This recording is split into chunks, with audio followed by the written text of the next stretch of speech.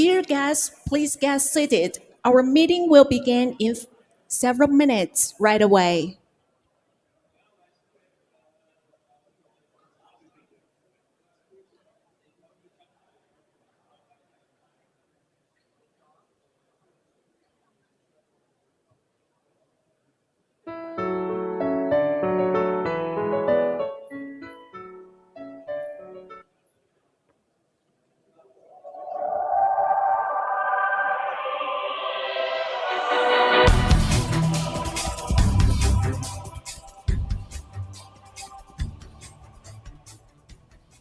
Distinguished guests, neutrinos, strings, colliders, and claviers, and all the internet friends in front of the camera, good evening. Welcome back to the ICBS, the special event, Evening of Physics of 2024 in Beijing, China. I'm tonight's host, Grace Liu.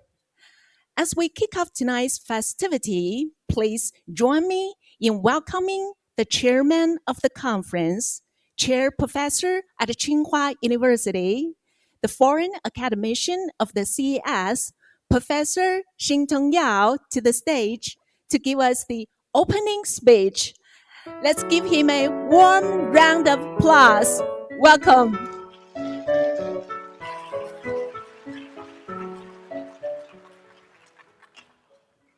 Well, ladies and gentlemen, I'm really pleased to come to this conference myself.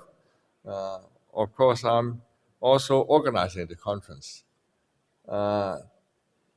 The International Congress on Basic Science, I think, has been getting better and better. This year's performance so far is probably the best conference that I've ever been myself in the last 50 years since I've been in science. I'm very pleased to see the greatest mind in the world come here, and some of them are here now in this physics night. And I think the interaction between physics, math, and information science and computer are excellent. And we see whatever other groups do, they are really useful for our own field. In terms of physics, I've been interacting with physicists for 50 years. And since I was a graduate student, I started to work in general relativity when I knew nothing about the field. And I found that it's very intellectually exciting by learning something that I did not know before. And I was lucky enough to solve one of the important problems in GR and got to know many of my important friends in physics, starting from Hawking, who had a big name, which I did not realize at the time when I talked with him. And then, of course, I have a good luck to meet several of his students, Malcolm Perry and several of them. And then I start to know more in the Institute for Advanced Study, where I met Andy Strominger and also Ed Witten. And still remember the meeting that I had with these brilliant physicists, and they really strike me as an extremely smart person. At the beginning, we didn't have so much in common because I tried to convince them that the geometry that I did could be useful for physics. They said absolute nonsense. And then in 1984, they start to appreciate it. So that's good. And then we start out to work on string theory because they led me to see the beauty of the subject. At the beginning, I know also nothing about the subject. I insist to sit in their seminars and listen to them. And I was listening to Komlan when he was a student. He was doing something that I start to learn a little bit more. And then gradually, after sitting in their seminars, listening to them for a few years, I gradually understand better. Then, when I was in Harvard, Komlan has a student called Pesser, and then I had this postdoc called Brian Green. And then they start to talk about what Conan wants to talk about called meter symmetry. And that was brilliant. And I had difficulty to accept that this is true at the beginning. Because by my simple calculation, I found that Calabi-Yau manifold with negative Euler number is more permanent. There are many more. Turns out by hand, the computation prefer negative Euler number. And then, Philip Candelas and all these people come in, they do an extensive calculation. Turns out they seem to be symmetric, positive, negative. All this, I think, without physicists coming in, it would be tough for mathematicians to go on. And among mathematicians, only me, actually, at the beginning, was charging on. And then until meter symmetry come in, and Philip Candelas did the calculation after Placer and Green, and this opened up a new subject because they solved some problem that mathematicians want to solve for 100 years, namely enumerative geometry, which we did not have the courage to even believe there's a formula that we can calculate up to any degree. And so they calculated it, and they were very successful. We didn't believe it at the beginning also until our friends in algebraic geometry found a mistake in their programming. And then we have to say that we are wrong, and the physicist turns out to be, at least has some right idea, because the number they got is good. And then starting on, for almost 30 years now, the whole subject has evolved into a very mature and deep subject. Now it's almost running on itself in algebraic geometry, and we do not really need physicists to help at the beginning, at one point. Then we need them to help again. Anyway, this interaction has been extremely fruitful and important, in fact, for the development of modern algebraic geometry, modern physics, representation theory, and now I think into number theory. A lot of interest in number theory probably will be developed out of this whole thing. So I encourage our students, young students, to get into this subject, to learn from each other, no matter how difficult it is to you. When you go to a seminar, when you know nothing about, it actually does not mean that you don't learn. I remember there are many subjects in string theory which I know absolutely nothing about.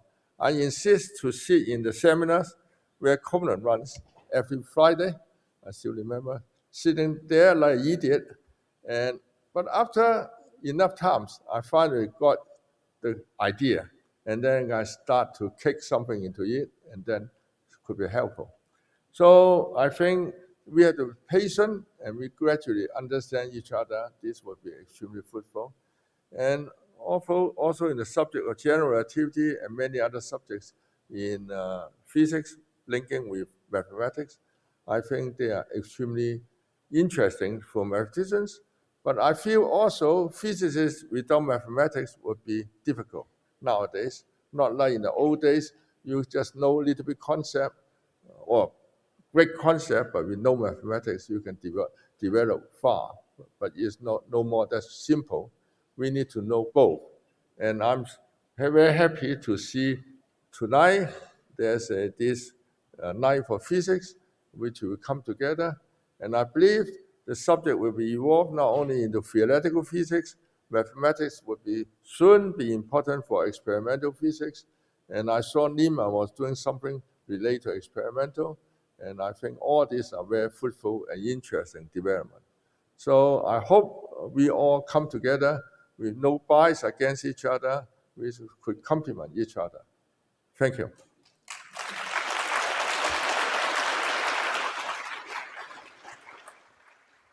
Thank you. Thank you, Professor Xingdeng Yao. Now let's invite the director of the Institute of High Energy Physics, the academician of the CAS, Professor Yifeng Wang, to the stage to give us his speech. Let's welcome.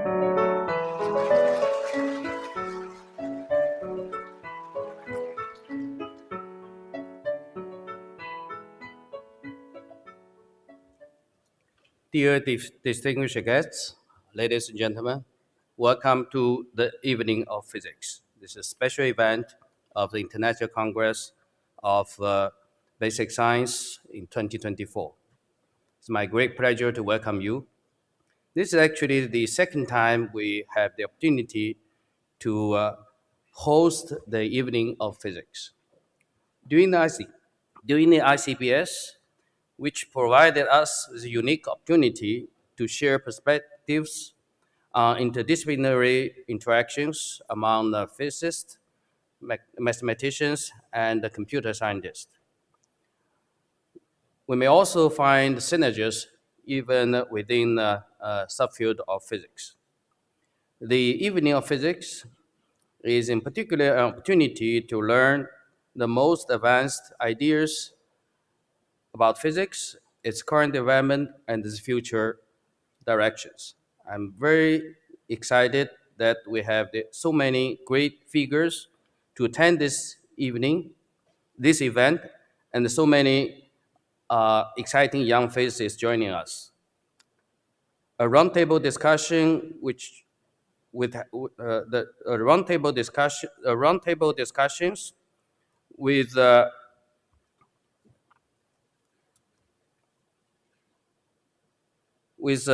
what happened later to address issues interesting to all of us. And before that, we will have a lecture. Historically, gravity was the first nature forces being discovered and studied. Over several centuries, physicists have made great progress about it. We all know, even by every middle school students, we all learned the Newton gravity. And last century, the gravity triggered actually the establishment of the general relativity. And in this century, we discovered the gravitational waves. So this is actually an ever-moving field, and a lot of new things could happen. So it's great that today we have the opportunity to hear the lectures by Professor Kumaran Rafa discussing this subject. Professor Kumar Rafa is a laureate of Breakthrough Prize and Dirac Prize, and a very famous physicist in this field. And the talk were covering the string theory, quantum field theory, and quantum gravity. And the title is Quantum Gravity and Predictions for Our Universe. So thanks. This is a great event. We are expecting the great event for this evening. Thank you.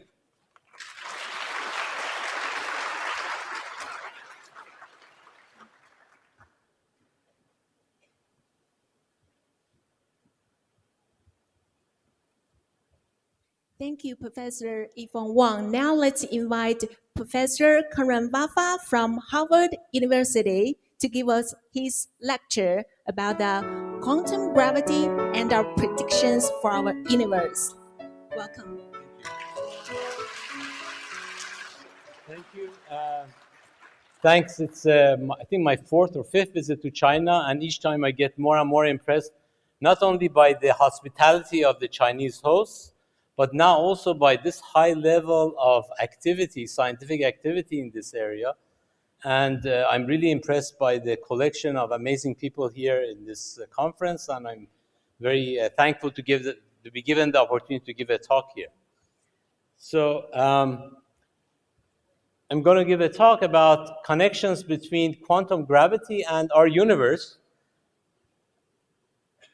So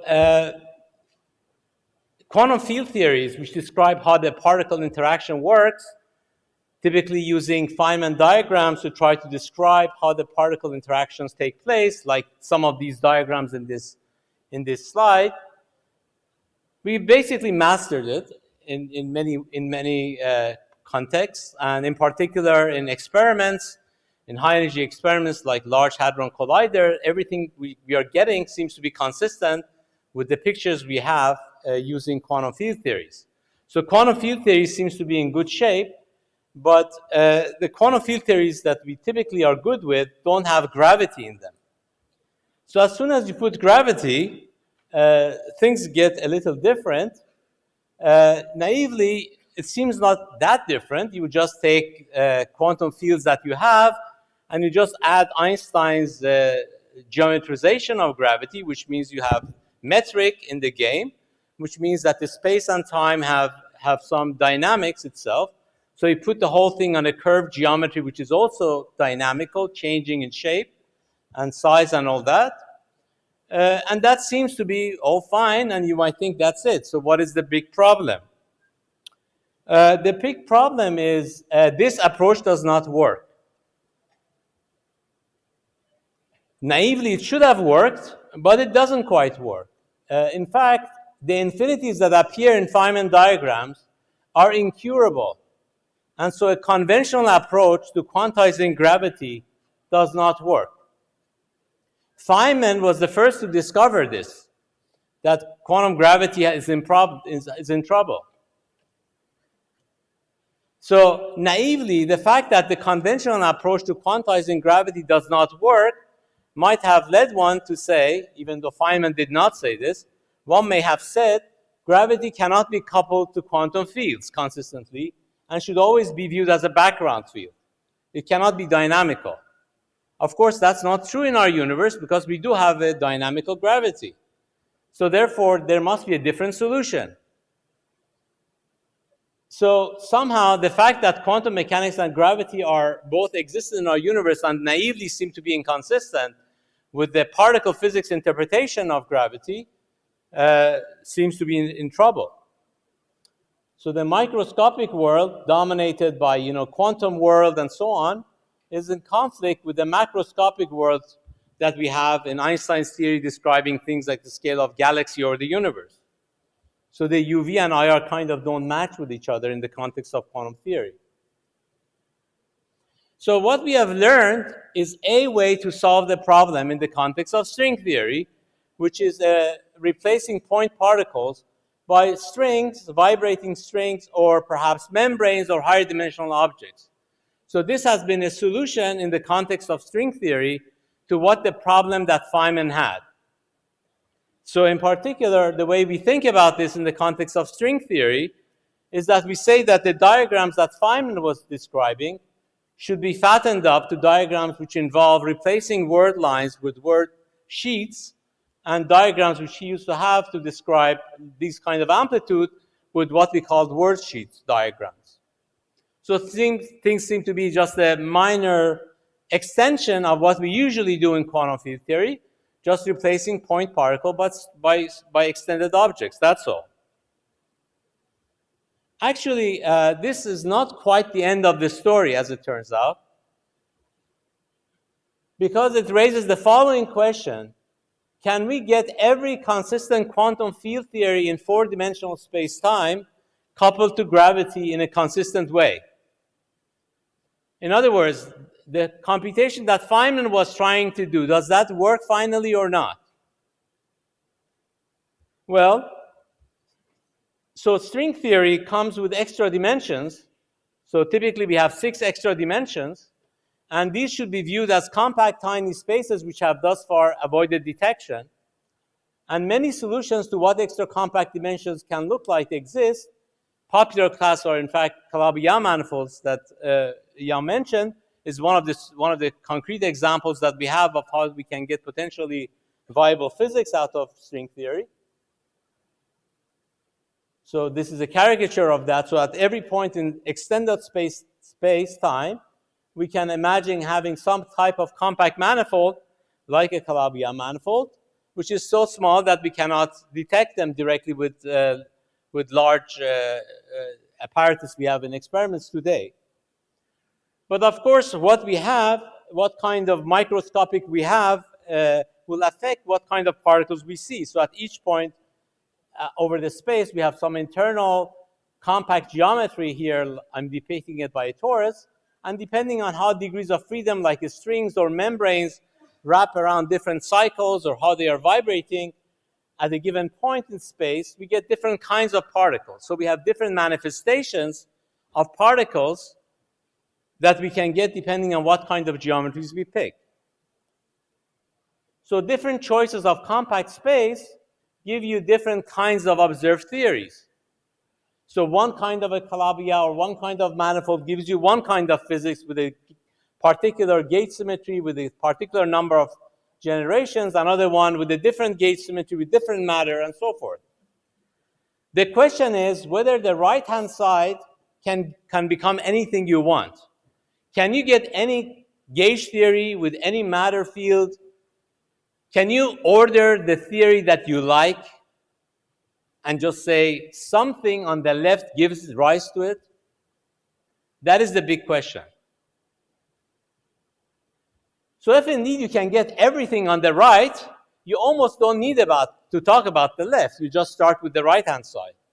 And you will be just happy to say that there is some way to complete it, but you don't need to know the details if you're just interested in the infrared physics.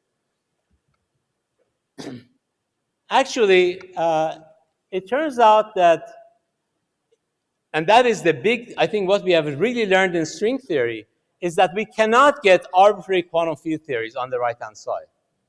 This is a lesson that you seldom hear, actually, in the context of string theory. I think that's probably, if I were to say what's the most important lesson we learned in string theory, is not only that quantum theory and gravity can fit into one framework, but you almost can get no quantum field theories that you like. That the only quantum field theories that you get are very, very special type. In fact, we believe we only get a finite number of quantum field theories from gravity.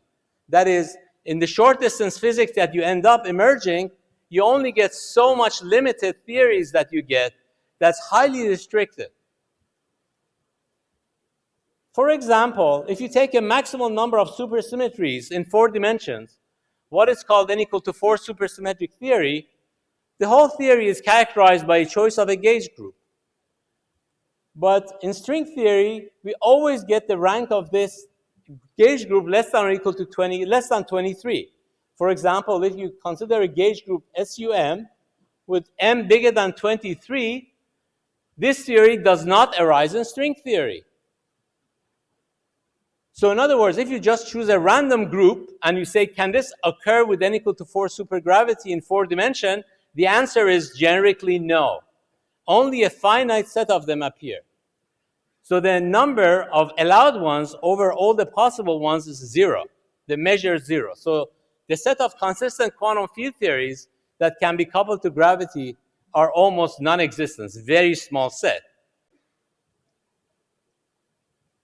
So it appears that Feynman was almost right. That is, if you just chose a random quantum field theory, it just does not arise from a UV complete theory of gravity.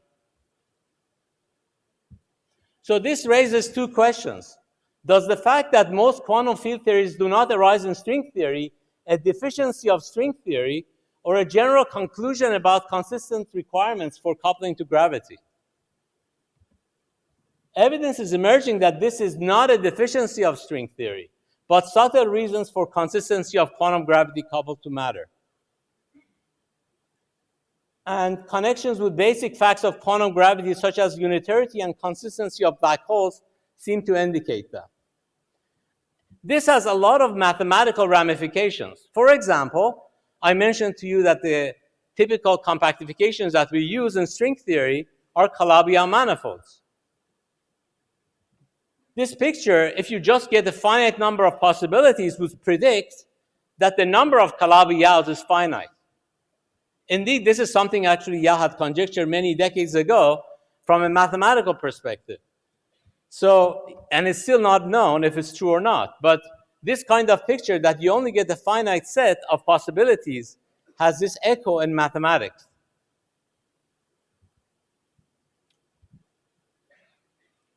Now, what criteria distinguishes a good theory, a quantum field theory which can be completed to a UV complete theory, from a bad quantum field theory, which means that you cannot complete it in a consistent theory of quantum gravity? It does not mean that quantum field theory by itself is bad. For example, n equals to 4 Yang-Mills with any gauge group is a good quantum field theory by itself. It's a finite theory. It's a conformal theory. So it's a beautiful theory. But if you ask the gravity to be part of the mix, you get into trouble for more essentially all gauge groups. So the swampland program is to try to say which ones are allowed, what are the rules of the game, which kind of theories can you get, what can't you get, how do you distinguish good ones from bad ones. Why is quantum gravity so strange? Why is it that we get such a weird thing that typically a lot of things that you think are fine suddenly are ending up to be bad theories? Part of the reason is that the powerful idea of quantum field theory, which without gravity is very powerful, is the notion of the effective field theory paradigm.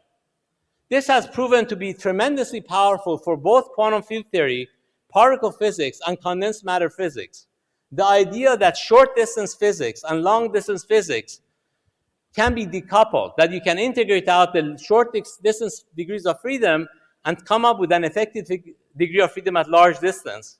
Of course, that fact is true, but there's one more step that is not true. That is, the next step is that if you know what your symmetries are at large distance, you can come up essentially with what the theory can be, up to some finite number of parameters, which in principle can be picked depending on what is the short distance physics.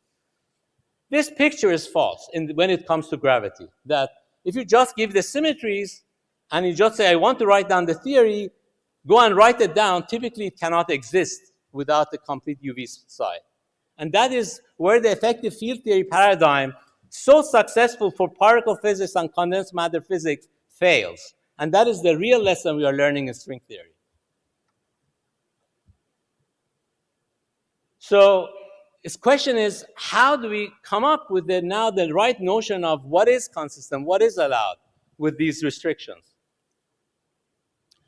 The main issue is what we call the mixing between short distance, or ultraviolet degrees of freedom, and long distance, the infrared degrees of freedom. They mix with each other. How does that work? Well, how do we measure short distance? How do we come up with short distance? In the context of particle physics, like in accelerator physics, we take two particles and shoot at each other, and the higher the energy is that the center of mass energy is, the shorter distances you can probe. So we take these particles and we shoot them at each other with ever higher and higher energies in order to figure out what is going on at shorter and shorter distances. That is the usual paradigm of particle physics and accelerator physics. Correct and very powerful. So we go at higher and higher energy. So if you take these particles, like two gravitons in principle, and shoot at each other with higher and higher energies, what is going to happen if you go to extreme high energies? Well, if you go to higher and higher energies, you would think that I'm going to be probing shorter and shorter distance.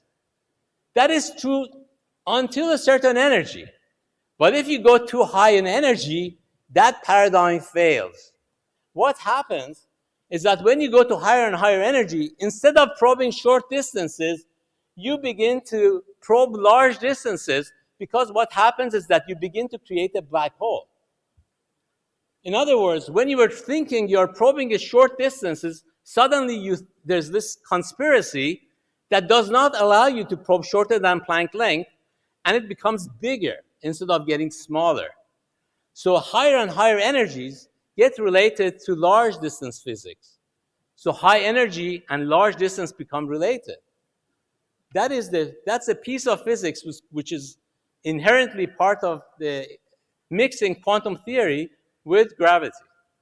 So this is the new part of the story, that the black hole physics affects how we think about the short and large distance physics. Now I switch gear. So this was some descriptions of some of the issues in the context of quantum theory and gravity. And now I come to our universe. So a while back, Dirac noticed that there is this hierarchy of these strange scales in physics. the strange numbers, the large numbers. A rewording of what Dirac would have said perhaps today would be something like this.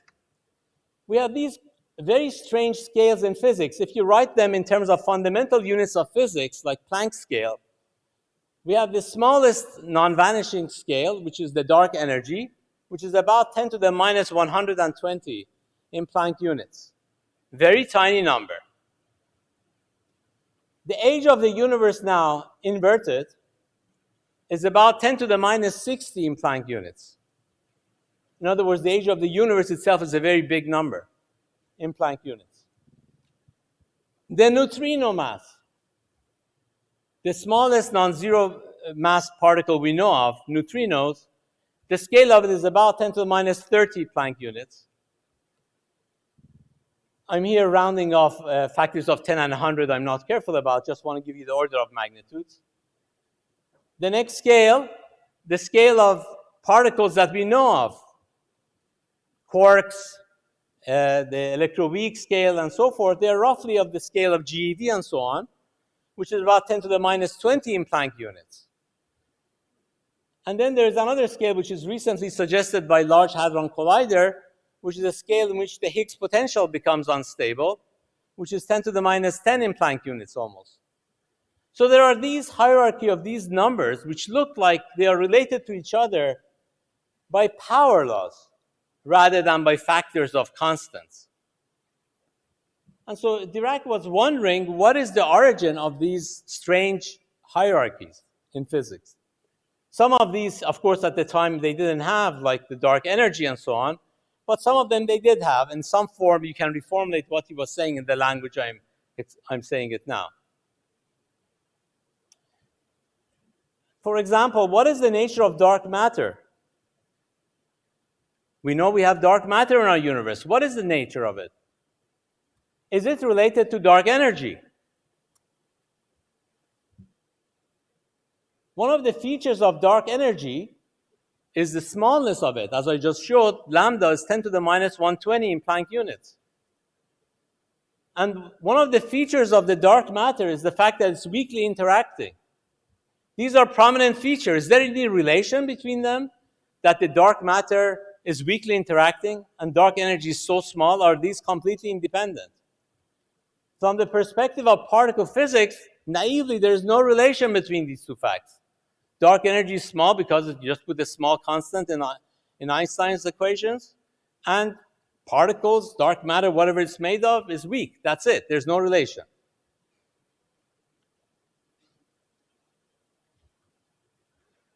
The explanation of hierarchy in these strange numbers are among the most important open questions for theoretical physics. Can these large and small numbers be related to the requirement of consistency of quantum gravity?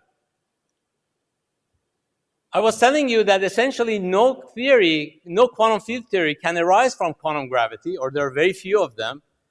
That gives us a window of opportunity. That means things can be finely tuned because otherwise they wouldn't exist. The fine tuning might be a requirement for consistency with quantum gravity. Since the list of possibly consistent theories are so special, this might be not so strange after all. Perhaps we can explain these large numbers.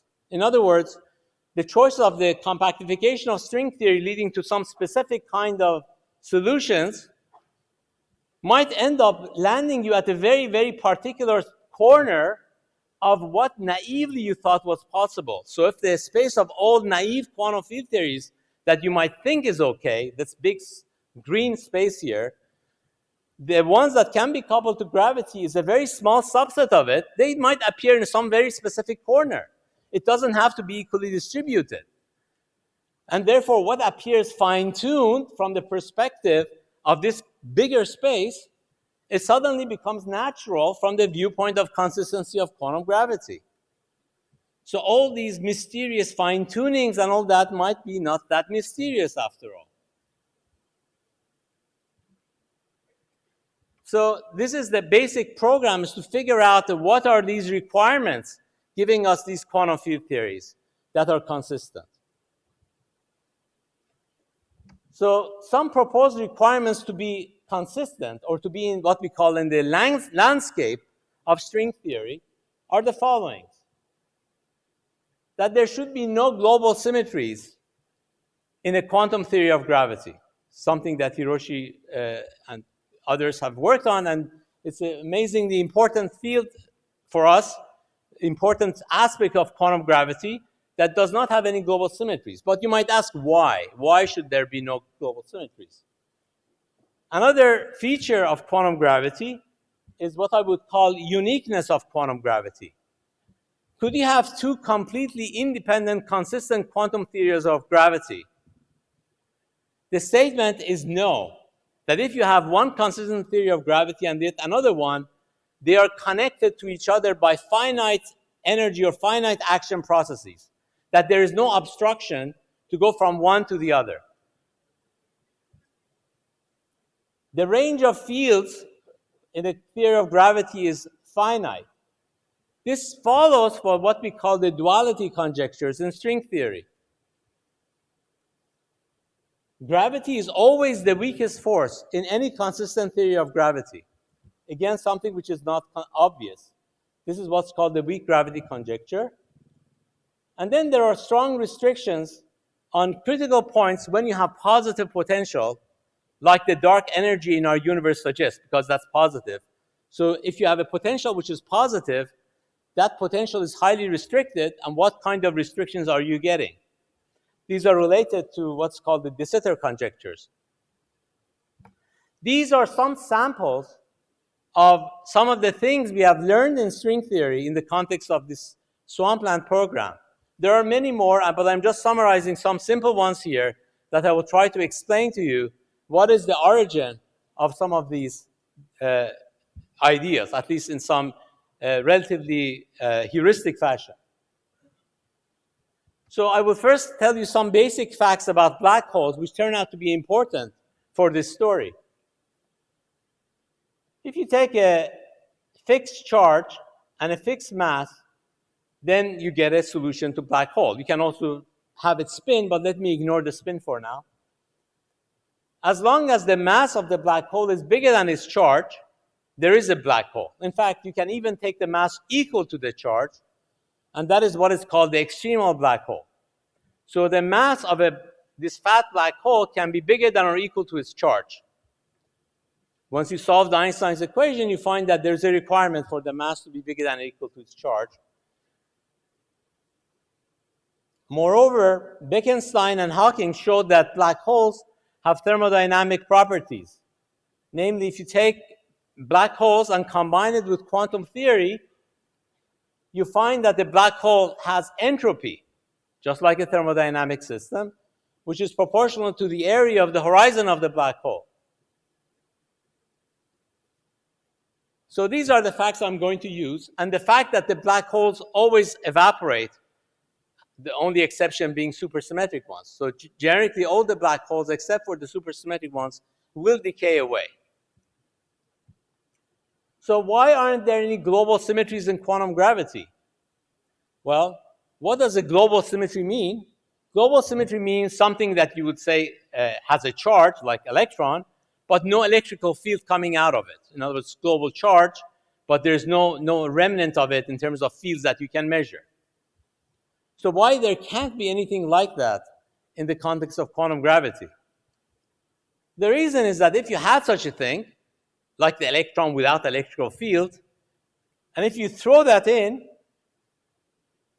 to the black hole like that, and then the black hole absorbs its charge, but from the outside, since there's no electrical field coming out, there's no difference between the charge inside and not inside, because there's nothing coming out. There's no Gauss's law, which gives you electrical field coming out. And therefore, it's just an ordinary black hole with a little bigger mass.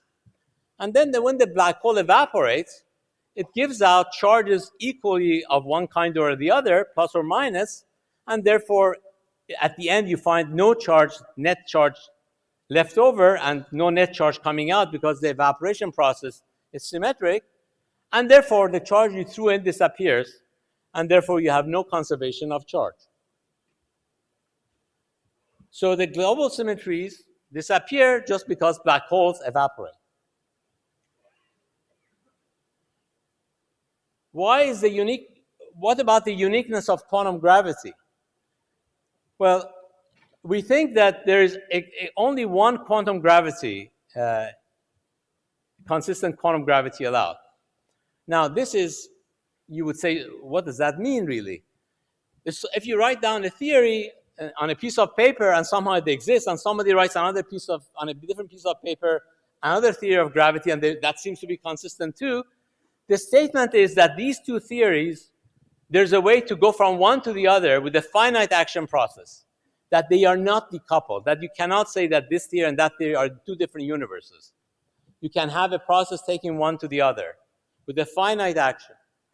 So what that means in the context of string theory is that if you take a space and compactify it on some manifold, take the tiny space to be M, and somebody says, I don't like your space, I want a different Calabi-Yau manifold, I want the space N, the statement is that there is a way to go from one to the other with a finite action process in physics. In other words, you can gradually move from one to the other, even though the topology and everything about the two manifolds might be different. You can do this in a finite action process, which means, in principle, in a laboratory, you should be able to accomplish this. This is an extension of the no global symmetries, because if there was no way to go from one to the other, you can characterize these by some charges, cobordism classes, mathematicians call, and that will give you a global charge. But I just argued there's no global charge, namely you can take one manifold and throw it inside the black hole. So you can throw one Calabi-Yau in the black hole and then it disappears, and therefore the charge with it goes away. So that means that there is no way to distinguish which one you are in terms of an absolute quantum number like a charge. This is actually perhaps reassuring. So if you don't like the universe you live in principle, there should be a way to get to any other universe in a bubble in our universe. You can create, in principle, a bubble of a different Calabi-Yau which you might like more. At least in principle, this should be possible. There's no obstruction. There's no obstruction to creating anything of that type. So all the quantum gravities are connected. If you have a gauge theory, all of the gauge theory charges are allowed. So if you have a U1 gauge theory, all the charges are in the spectrum. So for example, you could have thought about Maxwell's theory without any electric charges. Is there a problem with that? Suppose you had no electrons, just electric and magnetic fields. The statement is that no, you cannot have that. If you have Maxwell's theory, there better be electrically charged and magnetically charged objects too. How do we know that? Well, because of gravity. It has to be there through black holes. Because, again, using black hole description, Einstein's equation you can solve, and you find that there are black hole solutions for big black holes of mass m and charge q. And therefore, that means that for a given mass and a given charge, there are some particles, and the degeneracy of them goes like exponential of the area over 4, according to Bekenstein and Hawking. And therefore, if you take one black hole of charge q and collide it with another black hole of charge minus q minus 1, or the other way, q plus 1 and minus q, put them together, you get a black hole of charge 1. So you can create any charge you want.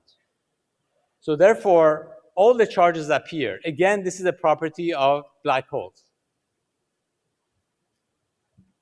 The finite range for fields.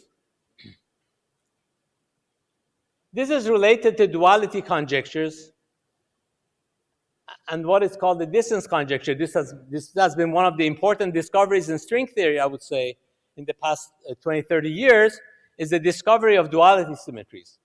And what it translates to in this language is that if you have a field, a massless field, phi characterizing your vacuum, and if you change the values for the scalar field, you'll always run into trouble if you take too large a field value. Namely, If you start with one description, when you take the value of the field to get bigger and bigger, if it gets as big as Planck units, then your description of the theory you started with should break down. You have to have a different description, what we call the dual description. And why is that? What happens there is that as you go on farther away from the center of where you were to a farther distance in field space,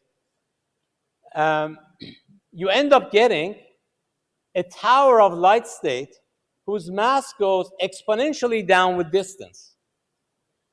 And this tower of states are weakly interacting and gives rise to the degrees of freedom that describes the dual version of that theory. So the statement is that if you want to stick with a given effective field theory, you only have to restrict to a finite range in field space. Otherwise, if you go too far, your description breaks down, always. This is a fact that we know of from string theory, but we do not have a fundamental description of it from quantum gravity. Why? It had to be there. So this is one of the facts that we still lack a deeper understanding of why is it that there are always duality symmetries in a quantum theory of gravity. But we believe it is a principle that we have learned from string theory, that whenever you take extreme values for fields, you better find a dual description. And that there is a tower of states which go exponentially down in distance in field space, for which triggers the degrees of freedom of the dual theory.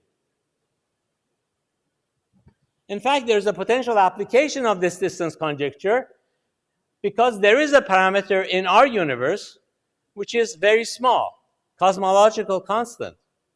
You see, you can also apply the notion of distance to the cosmological constant space itself, because the cosmological constant dictates the metric. And there's a distance space in the metric, the field space for metric. And if you compute that, it's as if the cosmological constant goes like exponential of a field. And so if you compute the distance, it goes logarithmically with the cosmological constant itself. And if you apply the distance conjecture, you learn that there should be a tower of states in our universe which scales like a power of the cosmological constant to some power of order 1.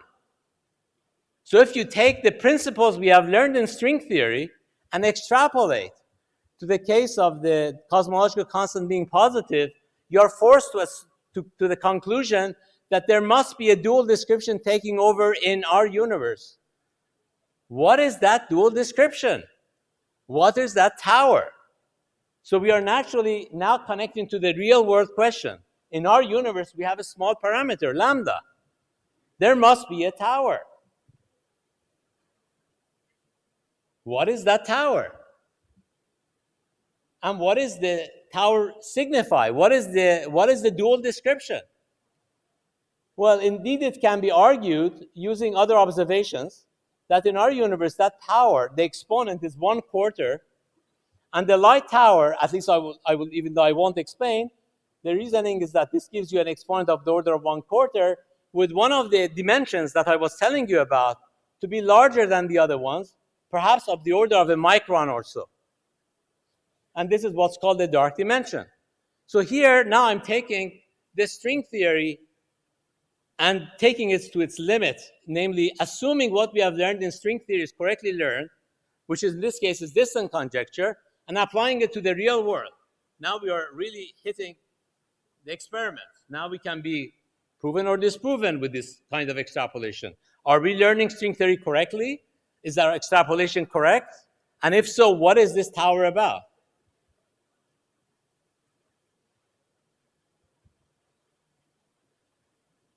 Another thing is that we are learning gravity is the weakest force. Now, this is true in all the examples we know in string theory. It's also true in our universe. Gravity is the weakest force. So, for example, if you take 2 electrons or 2 particles which are charged with charge E, there's an electric repulsion going like E squared over R squared. That's the usual Coulomb force. And then there's a gravitational attraction which goes like M squared over R squared, which is M is the mass. In our universe, the elementary charged particles have always a stronger electric repulsion than gravitational attraction. In other words, in fundamental units, their mass is much less than their charge. So for example, for the electron, the mass in the fundamental units is about 10 to the minus 23, and the charge is about 10 to the minus 1. Much, much smaller. So in this sense, the gravitational force between electrons is much smaller. The statement is that this is true in any conceivable universe, not just in our universe. Now, this is true in string theory, but what is the quantum gravity reasoning for it? Well, there's a black hole, heuristic black hole explanation of this, which goes like this. Start with an extremal black hole where the charged black hole satisfies charge equals to the mass. And if it's not supersymmetric, we expect this black hole to decay. And if it decays, what's going to happen? Well, you're going to emit elementary charged particles of small charge and mass. And by charge and mass conservation, the charge goes down, the mass goes down. But as I said, when the black hole, the fat black hole, is decreasing in size and charge, it still should satisfy that the leftover mass is bigger than or equal to leftover charge. In other words, the Q minus the small q that goes out should be smaller than the big mass minus the small mass that goes out. And if you start with Q equals to m, you learn that the mass is less than or equal to charge. So again, features of black holes suggest a motivation for this weak gravity conjecture, that there are elementary particles whose mass should be less than or equal to their charge. There is further evidence for this weak gravity conjecture. Pure Maxwell theory coupled to Einstein gravity leads to naked singularities in regions with strong E field. In other words, suppose we forget about what I just told you, and somebody says, I want to study Einstein's theory coupled just to a Maxwell theory with no charged particles. Then in certain cases, you find if the electrical field is strong enough, you get naked singularities. Namely, you start with no singularities, and then you evolve the theory, and you suddenly find that there are singularities that are not hidden behind the horizon. There's no proof that this cannot happen in a quantum gravity, but there are principles that suggest that perhaps this doesn't happen. For example, Penrose suggested that many years ago. In fact, without using that, weak gravity conjecture predicts this cannot happen for a different reason. First of all, the fact that pure Einstein theory cannot couple to Maxwell theory without charged particles means that there must be charged particles in this theory. It cannot be a pure Maxwell theory. Secondly, the weak gravity conjecture tells you that not only there are charged particles, their masses cannot be too big, that at least some of these elementary charged particles have mass less than their charge. And then when you take these two facts into account, when you try to find naked singularities in the previous example, you find that these charged particles get created and they screen the electrical field and they get rid of the naked singularity. So from a very completely different kind of motivation, you get solve a different problem. There is another application of the weak gravity conjecture, and that's to our universe. And we are in a situation where there's dark energy, and it's almost constant, at least it looks like it's almost constant, and it's positive. So I talked about the condition that you have an evaporation of the black holes and what restriction it gives you on the mass. It turns out for de Sitter space, you can also consider big black holes. Big black holes that size almost as the size of the whole universe. And in that case, you get an opposite inequality for the mass. In other words, the weak gravity conjecture says that the mass is less than the charge. But if you take a fat black hole in the context of de Sitter, you find that the mass is bigger than the square root of the charge times lambda to the 1/4, where lambda is the dark energy. So if you apply this to our universe, you find that the mass of the electron is between 10 to the minus 1 to 10 to the minus 31 in fundamental units. And the mass of the electron is 10 to the minus 23 in fundamental units. The lower bound mass is basically the mass of neutrino scale. So this is basically telling you that the mass of the electron should lie between the Planck scale, roughly, and the neutrino scale, which is a correct fact of our universe. It is not a very sharp quantitative prediction, but it is a quantitative prediction nevertheless.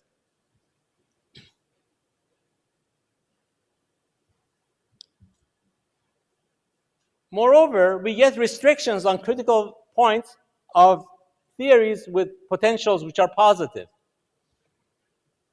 This is an important question for early cosmology. For example, does inflation really take place in our universe? Can you have a region where you have a flat potential for a long range in field space, where it maybe rolls down to a value of the potential where we have a small value of potential, which we now call the dark energy, perhaps? Now, this is very difficult for us to study in string theory. The tools that we are good at in the string theory context are good when we have supersymmetry or we are at weak coupling. Well, we can ask whether this can be realized at weak coupling. Can we go to regions where we can actually study this? Well, weak coupling, we can study this. In other words, if you go to weak coupling in the language I was telling you about in terms of the fields, means you go far towards the corners of the boundaries of the field space. And then you can study this question, and you find invariably when you study that, you always get exponentially falling potentials. Potentials which are positive exponentially fall down with the field's value, always, with the exponent that you can actually compute. In fact, you find the V always goes like e to the minus some constant times phi for large phi, and the slope in Planck units, V prime over V, is always bigger than or equal to square root of 2, a very specific number. This is actually what you find in all the string examples we can construct.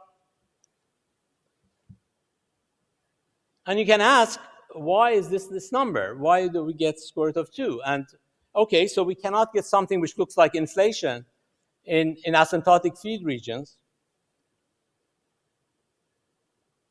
But the question is, what happens inside? So far away in field space, you get something which is exponentially falling down, but maybe you can have something like a metastable solution.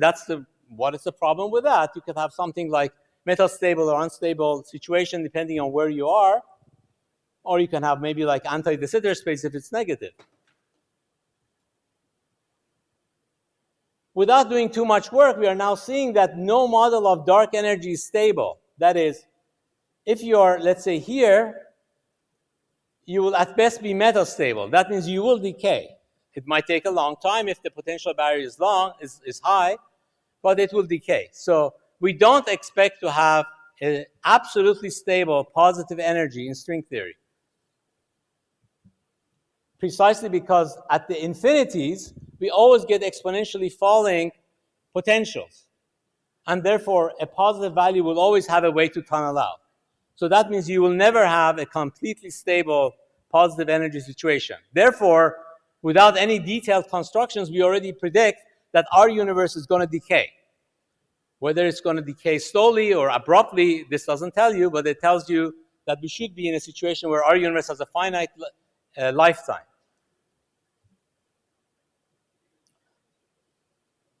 Now, I told you we know quite a bit about what happens for the potential at large distance in field space. But you might be wondering what's going to happen in the interior regions. Can we say anything about in the middle? Could you have a metastable vacuum? What are the properties there? Unfortunately, we don't know as much about there because, by definition, we don't have weak coupling. We don't have a perturbative way to assess them. And we don't have supersymmetric techniques to have a control over these regions. So we are on a limb to try to make predictions from what's going to happen inside. However, there's one idea that has been proposed that will give you a prediction, if it's true, which has the following feature. The proposal is that if you have a situation where you have any kind of potential, it should never be a situation that short distances, smaller than the Planck scale, can get larger than the whole universe. In other words, you shouldn't be in a situation that smallest possible distances that are unphysical, smaller than Planck scale, could overtake the whole universe, become bigger than the whole universe, and exit the horizon. There is no physical proof why this cannot happen, so this is just a conjecture. But if you take this and see what consequence it has, you immediately find that the potentials that you get should fall exponentially with the square root of 2 that I was telling you about. In other words, it predicts that square root of 2 that we are seeing in string theory at infinite distance. It also tells you that if it's true, and if you do have a metastable de Sitter, its lifetime is not too long compared to the Hubble, and you find the bound on the potential age of the universe, which is of the order of the 2 trillion years.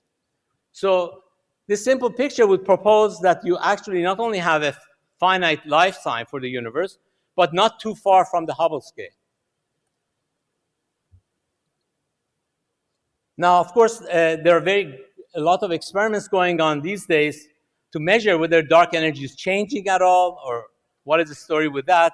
DESI experiment is one particular one which came up with some preliminary results just a few months ago. It's still too preliminary, so we do not know, but it's extremely interesting, as you can see, potentially relating observational physics to some concrete questions that we see in the context of string theory. This also explains the why now problem. Why do we live now at the time where the dark energy has just taken over?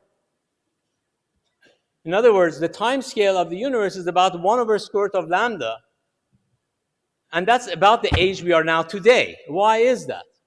Whereas the universe could have lived much, much longer if it was a metastable event with a long lifetime. Well, if this says that if you're in a universe whose lifetime cannot be much more than Hubble, then the typical lifetime that you will measure in such a universe is the Hubble scale, like the measurements we have today. So a typical lifetime will be the lifetimes we are measuring. So the measurement of dark energy also signals the end of our universe in a sense. That is, the measurement of the dark energy is a signal that we are in a universe which is about to end. Sorry about that slightly gloomy perspective, but okay.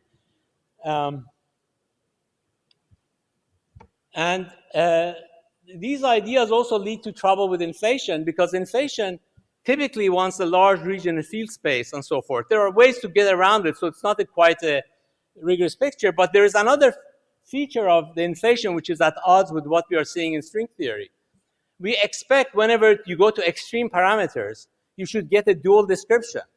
One extreme region is going back in time to early universe. If you had a very large temperature, you expect a dual description. You don't expect the same physics taking over, continuing to work, just like the field space. So temperature is one of them, which behaves like a variable in your theory, and you expect to have a dual description.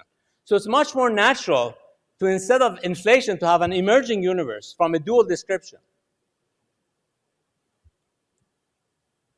So now let me just, since I'm running out of time, let me just begin to conclude with the thing that I hinted at, which was the statement that the dark energy is so small, and if you take the distance or the duality conjecture, it actually unifies with the dark matter. So let me remind me what I was saying. I was saying that the dark energy is so small, and therefore the distance conjecture tells you it should be a dark tower. But then I didn't tell you what is this dark tower. You could ask me, why haven't I seen that dark tower in my universe? What is this? But then you also have another problem. There's dark matter. You ask, what is the dark matter? So you have two problems. One is, what is this tower? The second problem is, what is dark matter? And the problems typically cancel each other out pairwise. And this may be one of those exact situations, that the dark tower that we are talking about is the dark matter. So the natural statement would be that the smallness of dark energy and the existence of dark matter are correlated. And the dark matter being weakly interacting is exactly what we have in the dual descriptions. So we have to have a weakly interacting dark matter, which would be what we expect for the dark energy to be small. So this will predict that the dark matter cannot be directly detected, because it's weakly interacting, because the dual description is gravitationally interacting. And in this, if you put this idea together, you get a beautiful description of the theory where the dark matter abundance seems very naturally linked in such a way that it agrees with what we see in our universe, and it explains the coincidence problem, which is why the dark matter and dark energy, when with the radiation and matter temperature equality happens very close to where the dark energy takes over. And so, in other words, both the dark matter and dark energy get related to existence of a fifth dimension scale of the scale of a micron. Now, in the context of string theory, you might ask, what is this extra dimension scale could look like? This actually is very natural for us in string theory. This is naturally related to a particular kinds of Calabi-Yau manifolds, which has been studied quite a bit in string theory, and in the context of things like Ojava-Witten constructions, where you get an interval connecting descriptions of what's called the heterotic string, E8 cross E8. So you have something which is what would appear in the language of heterotic string as strong coupling, where you have one large extra dimension playing that role. So you would have some story like this, where the extra dimension is like an interval, or something like an interval, with our universe to be a 3+1 dimensional slice in it, the dark matter being a gravitons in this fifth dimensions, which is created not because it was there to begin with, but it was because of the afterglow of Big Bang. In other words, the Big Bang, the same thing which created the Big Bang, will also create this gravitons propagating to the fifth dimension. And that gives us the right abundance of the dark matter.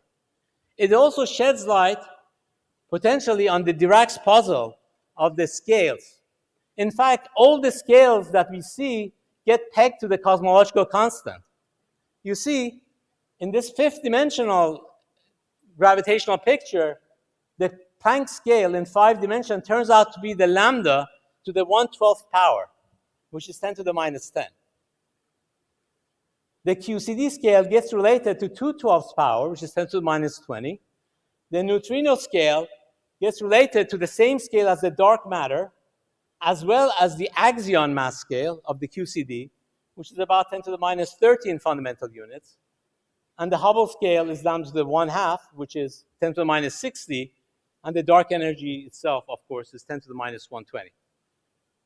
So let me conclude. Swampland conditions can lead to potentially observable consequences for particle physics and cosmology. Almost all quantum field theories are in swampland, which lead to a predictive setup, since they are so rare to find good theories. Fine-tuning, such as hierarchy problem, may end up having a totally different solution. We should not be looking for field theory explanations of hierarchy. And that has actually not worked anyhow.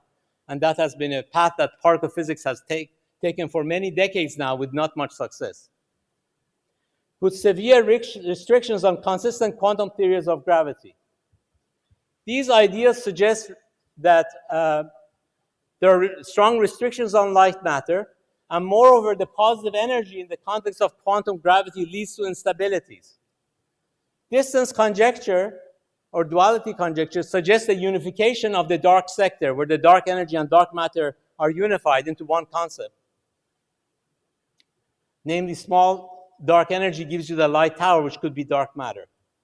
And new ideas, such as dualities, are expected to play a key role in early universe. Thank you. Cheers.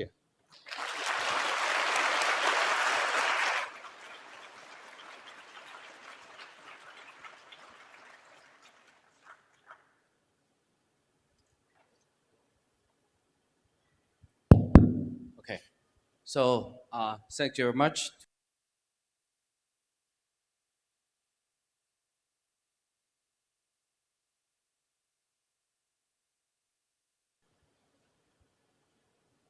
No questions? Oh, yes.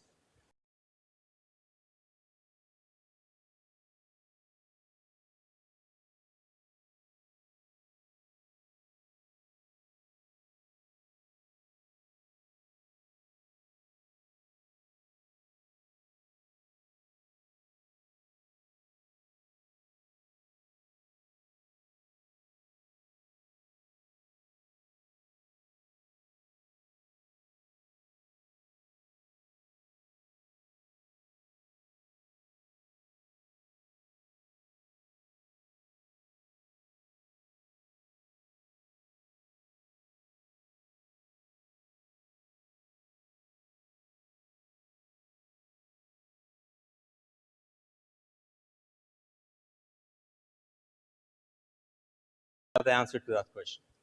Shimi? Okay. Okay. Actually, I get very much interested in your duality between the dark matter and the dark energy. But the question is, for dark matter, the pressure is positive or zero. We know that. For dark energy, pressure is negative. Yes. So I get confused on how you can do these two. Yes. So just to make clear, when I said they are unified, I don't think I wasn't saying that there's one object. I said there's one concept that leads to both, namely, the existence of smallness of lambda predicts that there is dark matter. That's what I mean. Not that dark matter is dark energy. No, that's not what I'm saying. Indeed, as you say, dark energy has different properties than dark matter. But the ideas that link them together, connect them to one theoretical framework predicts both. Okay, I see. Yes. Okay, very thanks for the good talk by the professor. So I have a question about the inflaton and the string theory. I wondered if the string theory can provide a natural explanation for the inflaton, since in the standard mode the scalar field is very real. So and the Higgs inflation looks not very good candidate. Yes. So I wondered if the string theory can provide such a natural origin of the inflating field. People have tried to construct reasonable models of inflation in string theory, and people are still debating whether they have succeeded. So indeed, it's very difficult to get inflation from string theory.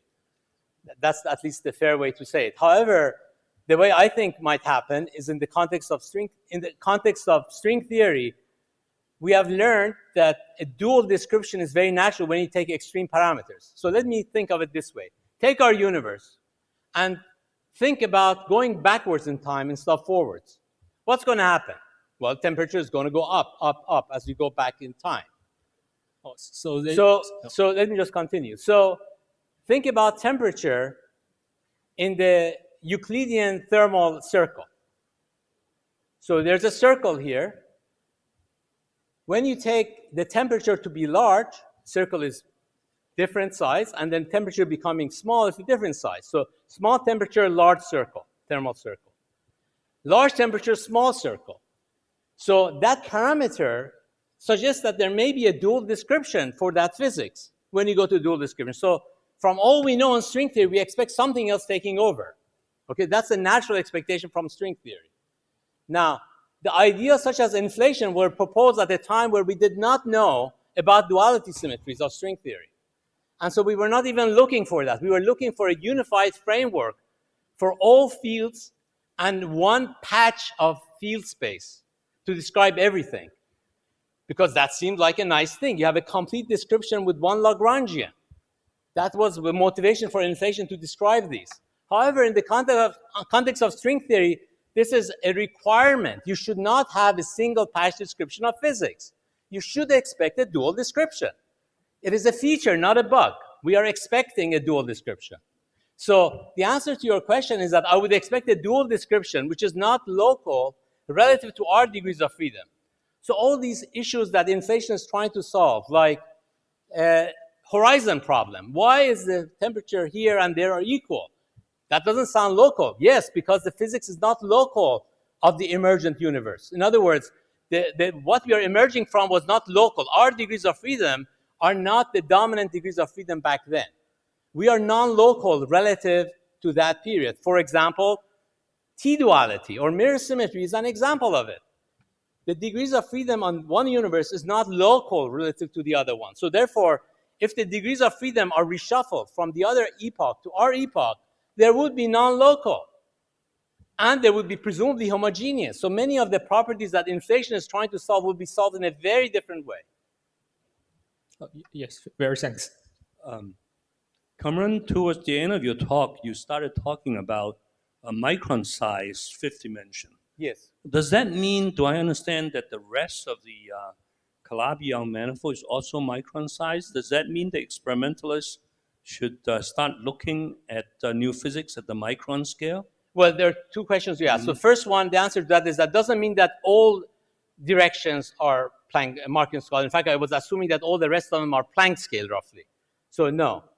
But the second question, the answer to your second question is yes, indeed, experimentalists are looking for the micron scale physics. And I happen to be peripherally connected one of these experiments, which is happening in Vienna, to measure the inverse square law potential deviation for the inverse square law for Newton.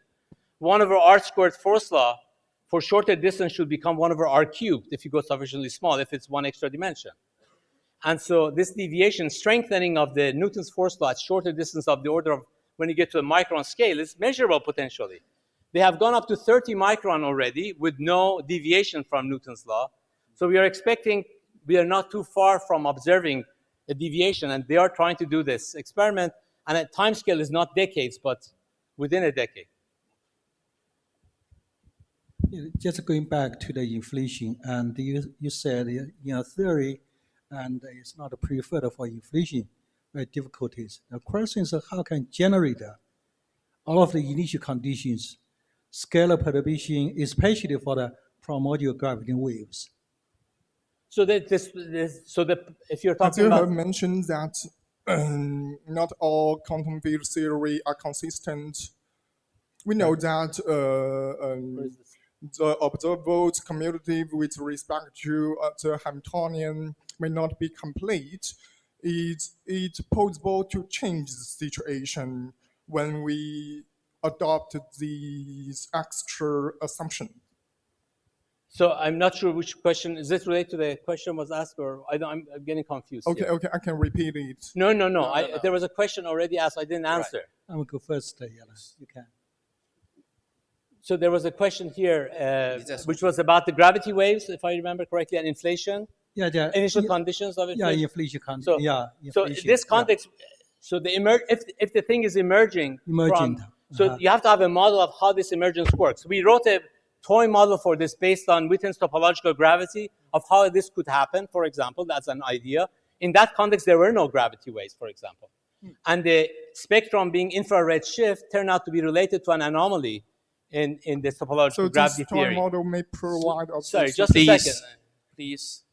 So therefore, there are ideas to explain the redshift for the spectrum, and it will predict that there is no tensor modes, for example. So these are some ideas that could have concrete predictions. Yeah, let me just add one sentence. This means current experiment on the same B mode detection is much more important. Yes. Either you find it or not. Inflation Certainly or very rule out interesting. inflation. Yes. And confirm yes. your theory. It will be very interesting. Okay. Yeah, thank you. Yes. So I have a question about the dark energy and dark matter duality. So basically, we know dark energy is a constant, and dark matter concentrate in the center of the galaxy. Does this have something to do with the duality, or? Not per se. I think that is just matter. It's clumps. So that's that. That's all. There's nothing to the duality. The idea that the dark energy and dark matter arise together was related to duality, not where they clump or where they are. Last question. So, yes. Yeah, so you mentioned that all the quantum gravities are connected together. So I just wonder, for instance, let us take a type 2 superstring on Clavier threefold. Then you can have different topology transitions, right? Topology changing process. So my question is, how do you, in principle, compute the cost of energy during the process? Whether you can compute that in string theory in principle or not? Well, you can, in principle, imagine computing the action for going from one Calabi-Yau to another. So that's just you talk about this process and view like Euclidean time, which you just extrapolate from one left corner to an R to the right one. So it gives you a notion of action more precisely than energy, because the notion of energy might not be well posed depending on what exact thing you assume about space-time. So the process, at least the action, should make sense. But if you have more supersymmetry, then maybe this is flat. Potential is flat, then it doesn't cause any energy. That's it. It's depending on the context, you may or may not have supersymmetry. Yes. So you could have a situation where you do have supersymmetry. You roll from one Calabi to another through a G2 manifold or something. It could, in principle, be like that. Okay, thank you. Okay, so because of time, so let's stop here. This is really a great lecture, we learned not only many of the theoretical ideas, but also we learned that these theoretical ideas can be tested experimentally not too far away from now. So this is really a great message, and I hope that the young people taking this message and know that entering this field is not going to have a regret. So it's going to be we are going to have a very exciting future. Thank you very much Thank to you. Professor Wafa. We stop here.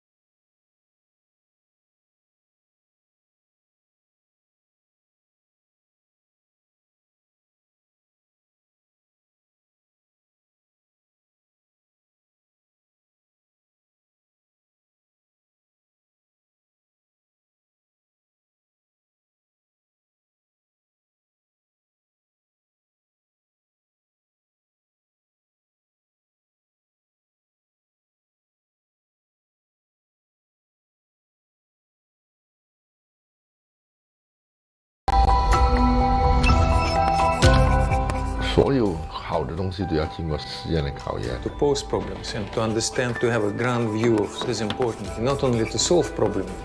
Essentially took almost 20 years to solve them. 你可能没有足够多的工具。 You cannot rush it. Experience.1、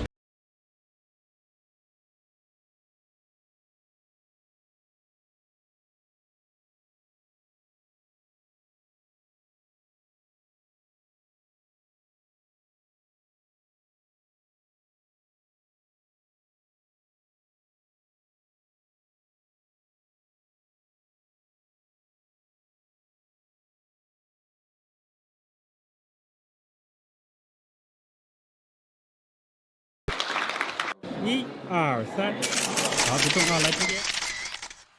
我们要成为一个世界第流的科研教育基地，我们需要产生基础学问，能够对大自然里边出来的问题有深入的了解。你了解一个主要的想法以后它可以分支到很多地方。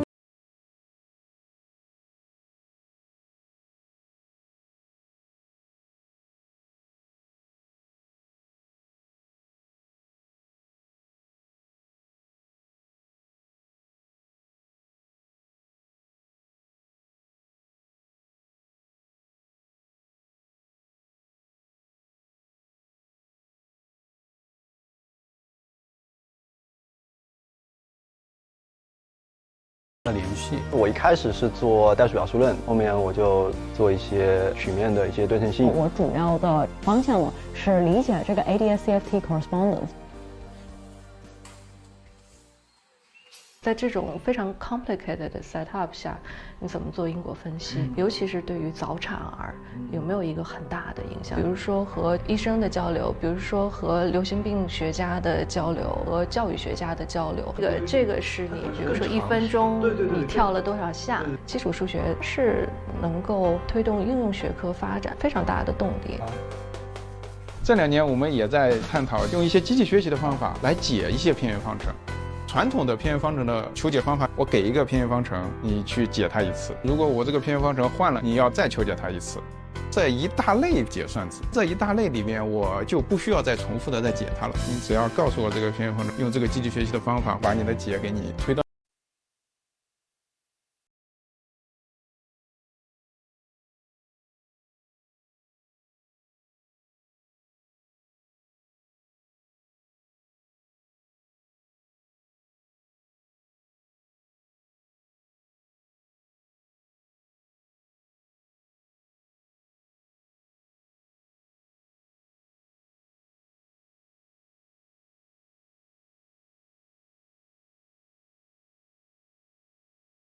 of the National Academy of Science, please.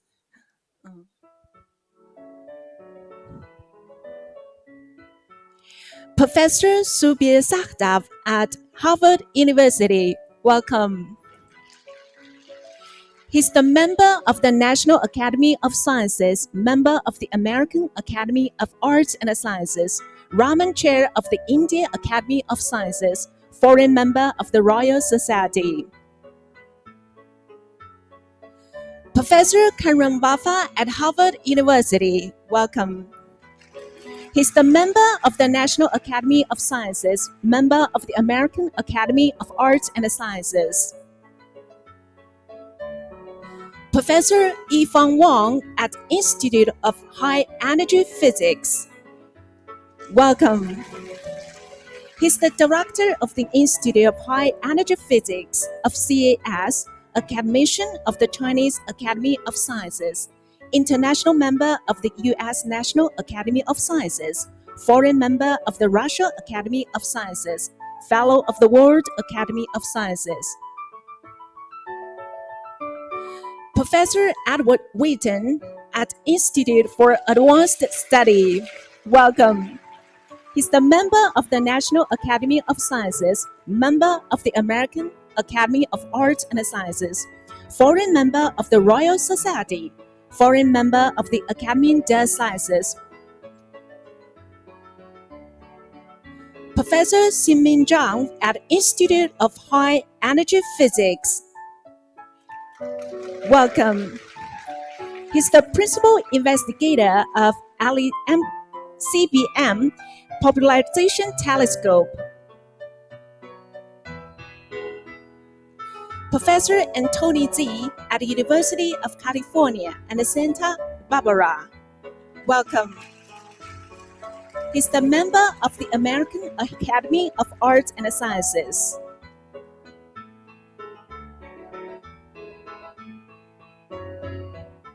And now I'm going to deliver the mic to our monitor, Professor Anthony Z.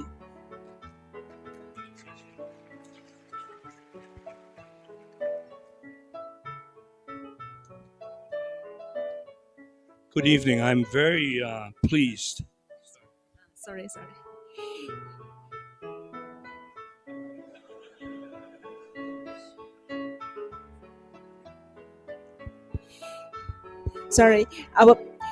Charles Zhang from Soho.com. He's the founder, chairman of the board, and chief executive officer of Soho.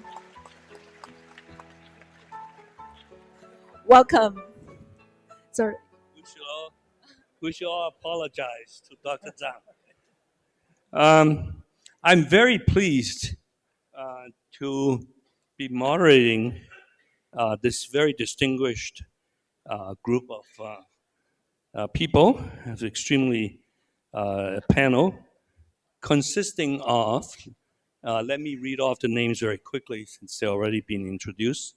Alexei Kitaev, Subir Sachdev, Kamran Vafa, Wang Yifang, Edward Witten, and Zhang Xingming, and Charles Zhang, Zhang Chaoyang.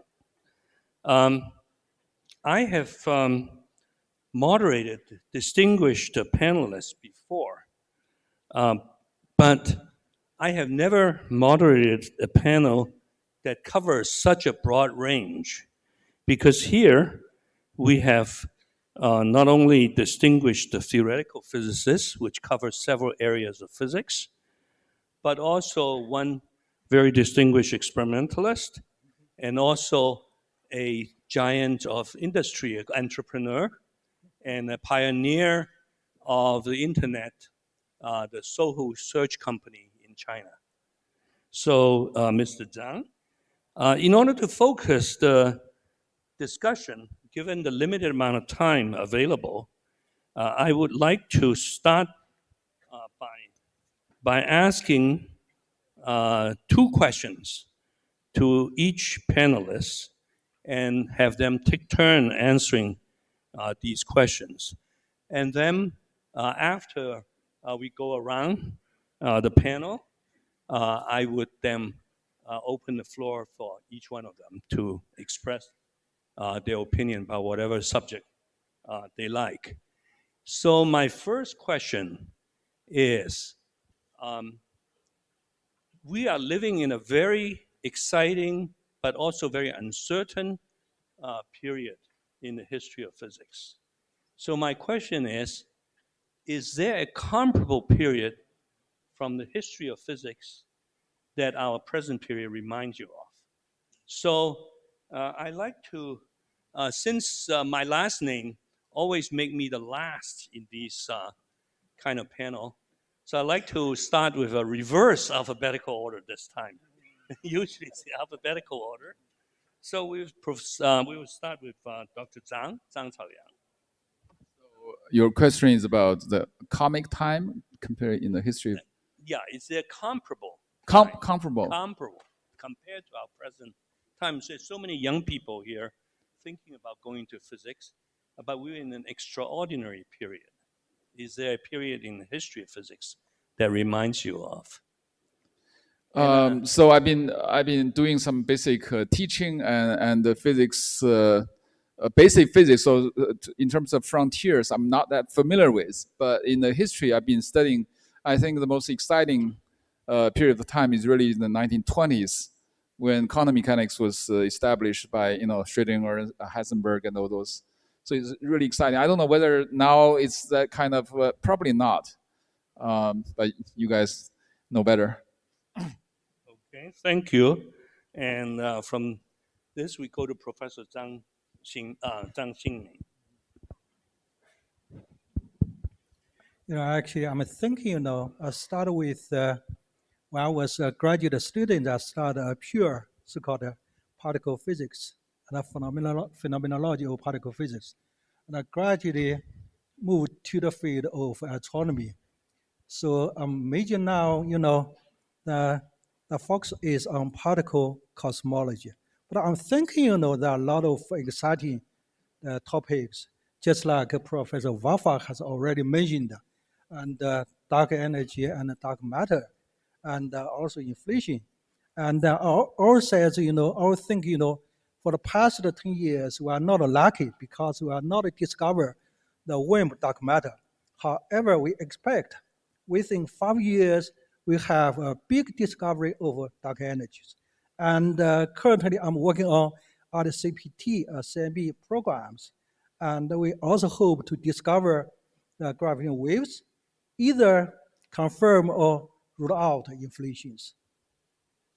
Okay, next is Professor Witten. Well, we know so much more than we ever knew in the past that I find it very hard to compare the present period to any previous period. But in terms of the uncertainty and the excitement, Well, especially for young people. yeah. Well, I mean, there are lots of challenges for young people to tackle. The future is always uncertain, so you can never guarantee to young people just what's going to happen if they go into the field. Thank you very much. So the next I would like to ask Professor Wang Yifang. I think it's hard to find something which is exactly similar or comparable. But there's one thing I think could be compared with is particle physics in 50s. I think in 50s, we had a lot of new experimental evidence, and we were wondering what are the right theories to describe them.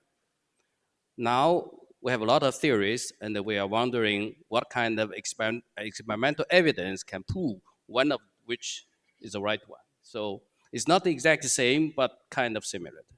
Very good. Thank you very much. And now we come to Professor Waffa. Please. Yes.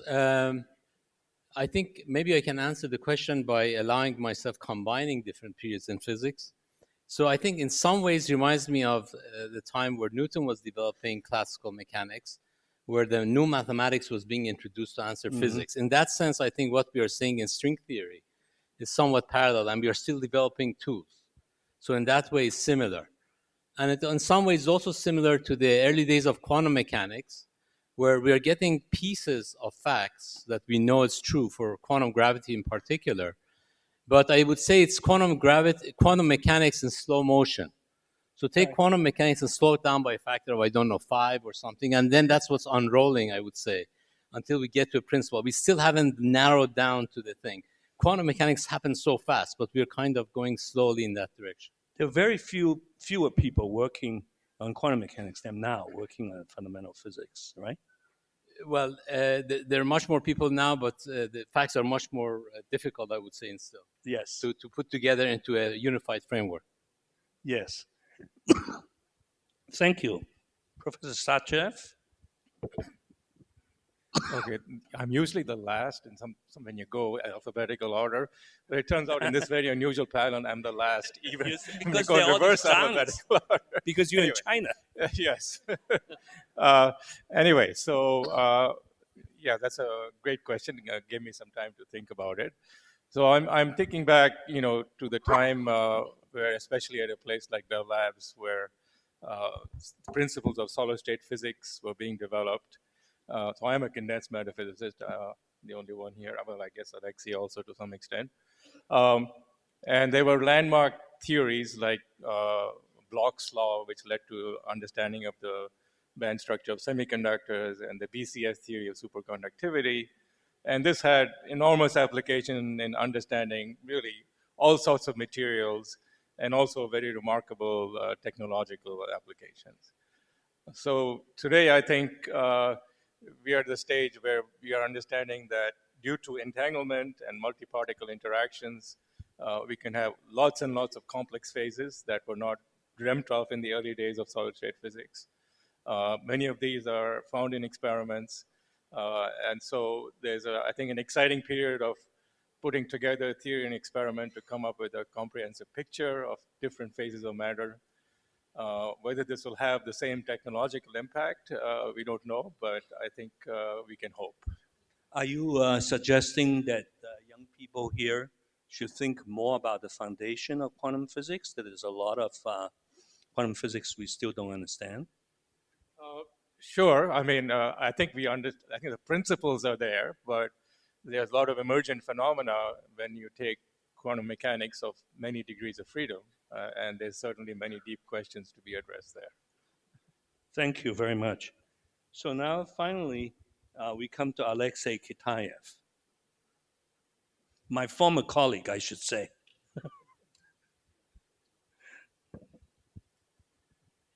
Actually, I cannot think of a similar period in the history of physics. I can say little about cosmology or particle physics, but for solid-state physics, condensed matter physics, this time is different because people are studying engineered systems. They have more control than was previously possible. They can engineer complex systems, and they can study subtle questions about those systems. I think that hasn't happened before. No, thank you very much. So my second question is the following. I know we are theoretical physicists, not fortune tellers. So we cannot really predict the future. But since there's so many young people here, I would like you to each answer the question of the following. If we're going to meet here 10 years from now, what will we be discussing? What would be some of the exciting frontiers? And now I'll go in alphabetical order and starting with Alexei Kitaev. What will be exciting? 10 years from now. 10 years from now.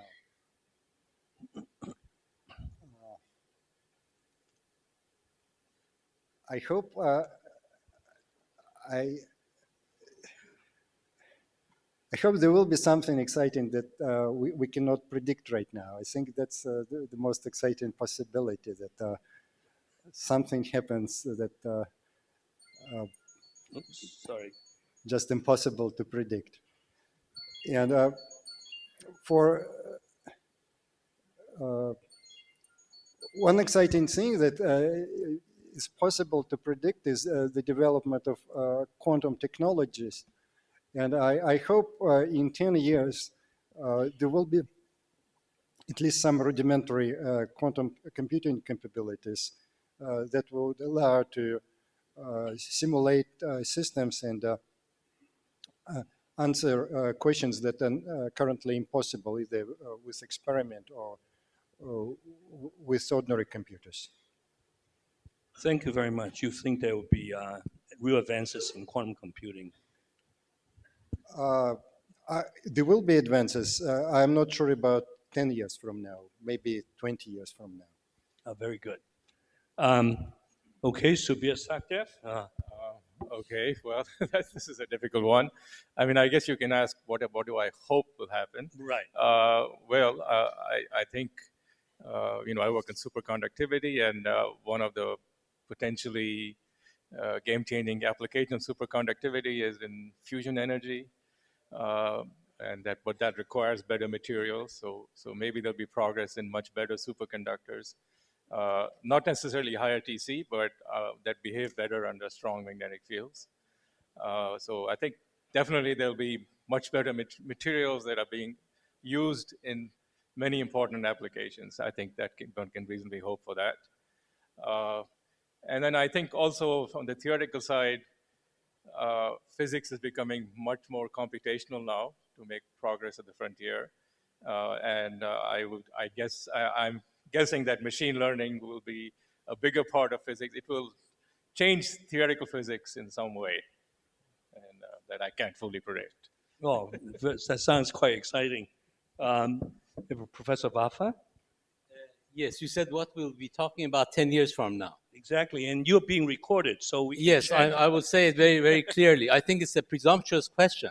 Right. It's not clear we'll be talking about anything other than maybe which machine is doing better, predicting what's happening. I don't know how fast we are going to be replaced. No, I think as Subir also commented, I think we are heading to an unknown territory as far as who's doing the science and in what form. Right now, we are still the masters of the game, namely, at least in theoretical physics. The machines are running, very, very good race right now. So it's a bit worrisome, maybe, or depending on your point of view. So I don't know who's going to discuss. So let's not assume whether we or the machines are discussing, but the question is what will be discussed. Let me change your question perhaps to that. Hopefully, I would say that if it's my wishful thinking, you heard my talk, so maybe by that time they have discovered the fifth dimension, hopefully, with the right range we have predicted. Let's say the cosmology will say the dark energy is not as constant, or some features of non-constancy in it, maybe getting hints of it. These are, again, some aspects that I alluded to in my talk. But I think, realistically, I think we're going to get a lot of news from cosmology, regardless of whether it's my wish or not.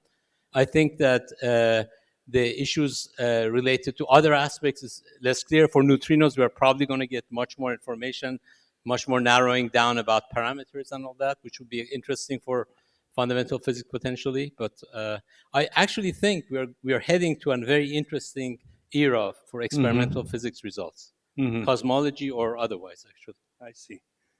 Thank you. That naturally leads into the next speaker, Professor Wang Yifang. So, Kamram seems to think that experimental physics would be exciting in 10 years.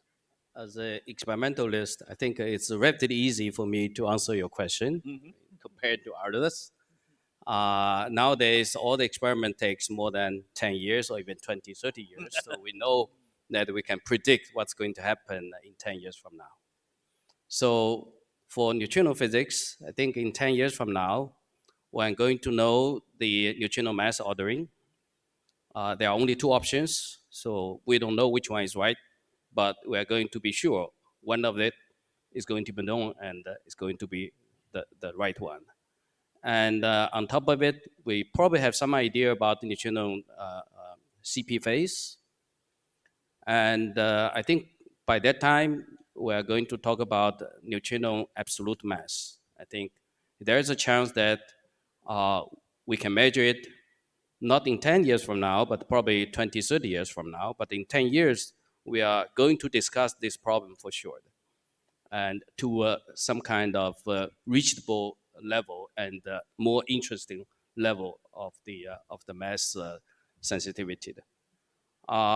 In high energy physics, by that time we probably have some idea about the results from LHC.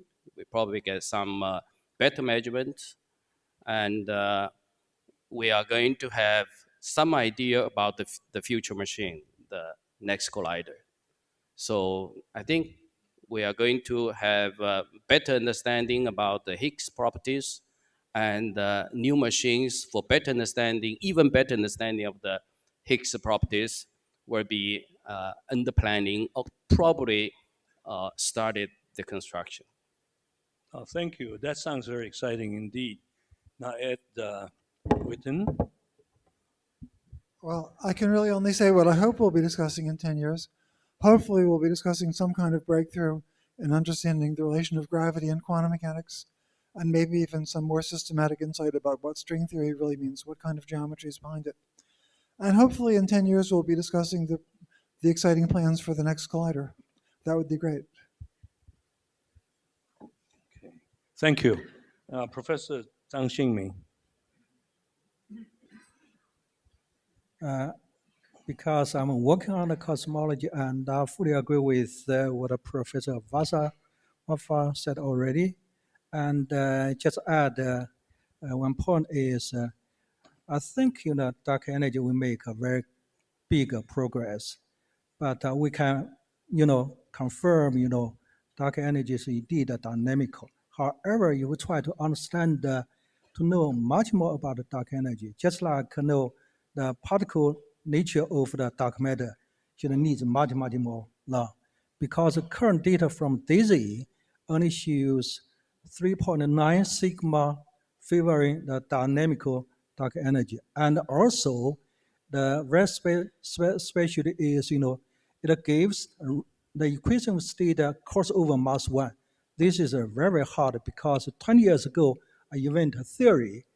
Until now, after 20 years, and there are a lot of people came out, still very hard to build a consistent theory. However, we know once we try to have a bouncing or emerging universe, we still need this kind of matter, which are called quantum matter. But anyway, this is a very big challenge to the theory. This is on the darker energy. And also within the 10 years, I also hope, because I'm leading an experiment on RGCPT, and currently also, 3 bases, Barcep array from South Pole and SO, and also RGCPT in China, working on the B mode detections, I hope.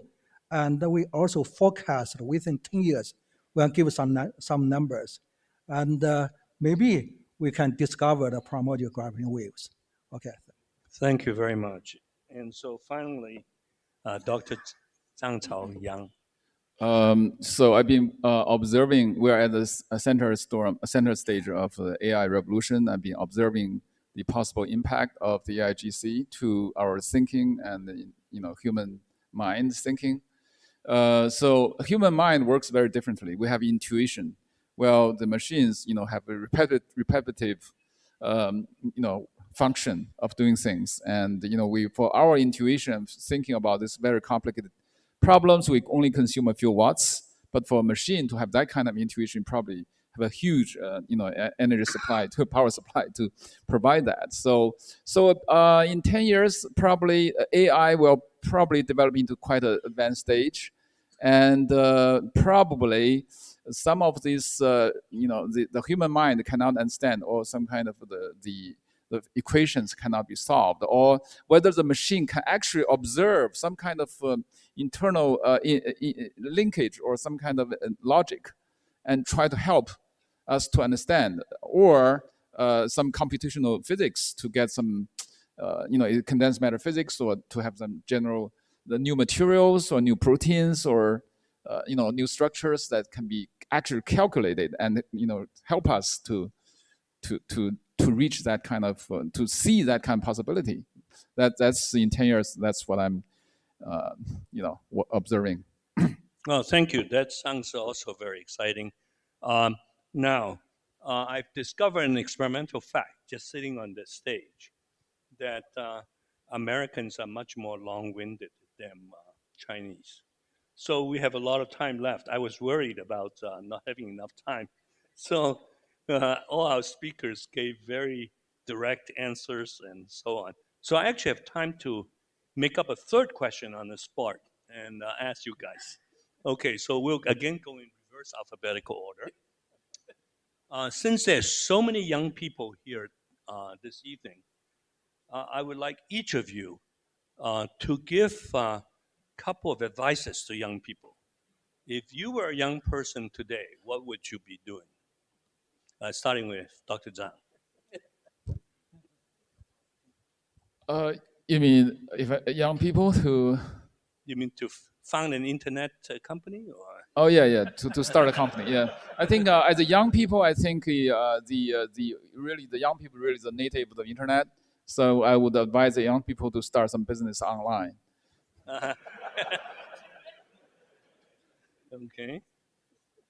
And also in terms of learning physics, I would say there's a balance of knowledge and the creativity. I think you should not wait to to read a pile of books to do some derivation or to do some creative thinking. You should do creative thinking right now. Don't worry about you don't have the knowledge. You just ask questions.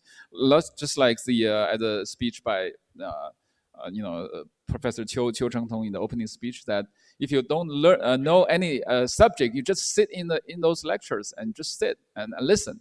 And you ask questions, and then you become familiar and become expert on it. Good, thank you. That's exactly what I like. Professor Zhang, advice for young people? I guess I will still encourage the young people to work on the basic science, especially on the particle and the cosmology. Okay, very good. Ed Witten? Well, I'm asked this question quite often by young people, and unfortunately I can only give very generic advice, which won't sound very original. Learn all you can when you're young, and be prepared to take advantage of opportunities as they appear, rather than having too much of a preconception of what problem you want to solve. Very good. That's definitely one way to go. And Professor Wang Yifang, advice for young people? I think it's very hard to give advice which makes sense. But still, I think physics is a good subject to learn. So I think a lot of people here are actually studying physics. And then on top of it, I still think that particle physics, cosmology, I agree with Professor Zhang that particle physics, cosmology is a very good subject to study and to pursue for your life. There will be great discoveries ahead of us, both in particle physics and cosmology. Oh, thank you. I'm not sure if Professor Sachta will agree with everything you said. But, well, we'll come next to Professor Vafa, advice for young people, please. Well, Khalil Gibran, the poet, has a poem about children. Iranian poet? No, Lebanese. Lebanese poet. Khalil Gibran. And his poem about children basically says your children are not your children. They are the children of nature, and basically they do not belong to you. They belong to nature. And it's basically the summary of it, I cannot do justice to it, but basically the summary is don't give too much advice. Basically, they belong to the future and we belong to the past. So first of all, the first advice is don't necessarily listen to what I'm going to say. That's the first advice. The second advice is if you really insist, I will say something. But again, modulo the first point. Again, it might sound a bit cliche, and it is, because it's I think it's a universal truth. Follow your interests, they say. I still believe that's the case. I don't necessarily say you have to do science. I love science. I still love science. Just in answer to your previous question, I said maybe 10 years down the line, the machines might be running the show, and so maybe that might be discouraging to some of the folks here, like, what am I doing here? Maybe in 10 years down the time, they're better. I should say that, in chess, they are much better than us right now. But chess is still a fun game, right? So many people are still playing chess, enjoying it, and so forth. So I think this intellectual activity, regardless of who's the best at it, is fun.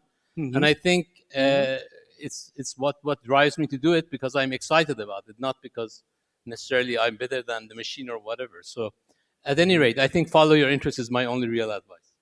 Cameron is a person to my own heart. Physics should be fun. I think that's the most important thing. And in my forthcoming book, there's going to be a photograph of somebody holding a card called Physics is Fun, spelled as P-H-U-N. And in this regard, I should recommend Professor Vafa's book on puzzles that are relevant to the universe. Now, Alexei, but probably ask Alexei to start with a Russian proverb. Huh? Advice for young people, please.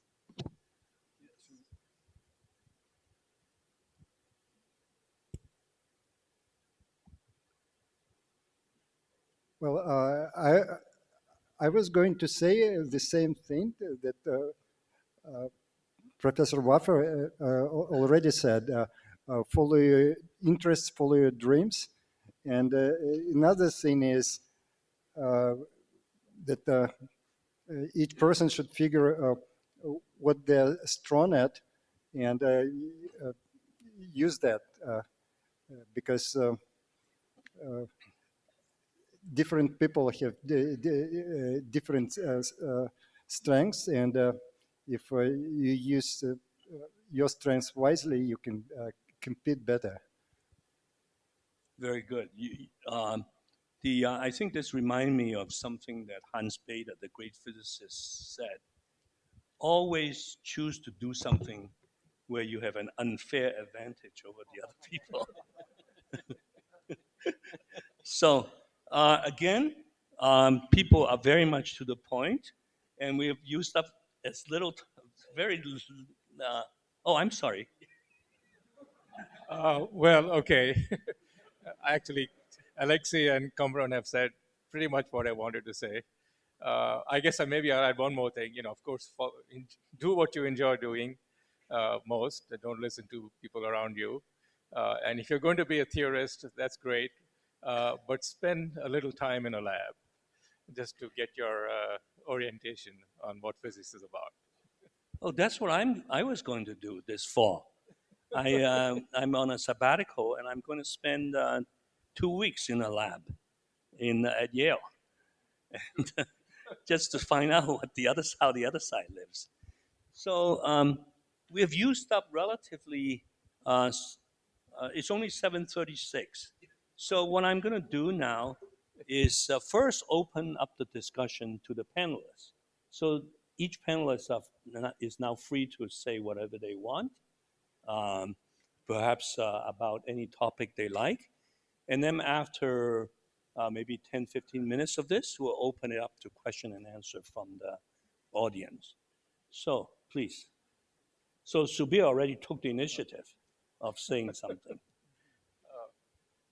Maybe I'll ask you a question. I mean, what do you, as an entrepreneur, and what do you want from physicists? What are you looking for when you're I think talking to physicists? Or talking to students? I was trained as a physicist. I had a PhD in experimental physics, and then went to the internet, and then so now I have such a privilege of doing physics purely out of fun, and I don't have any pressure to remember things and to have exams. I don't have any pressure to publish any papers, and I even when I talk to a physicist, when I discuss questions with you, or this great physicist, I don't have the pressure of being appear to be stupid or dumb, because I know I'm an amateur. So with this kind of no worry, my mind was just fly, and I think I become so smart.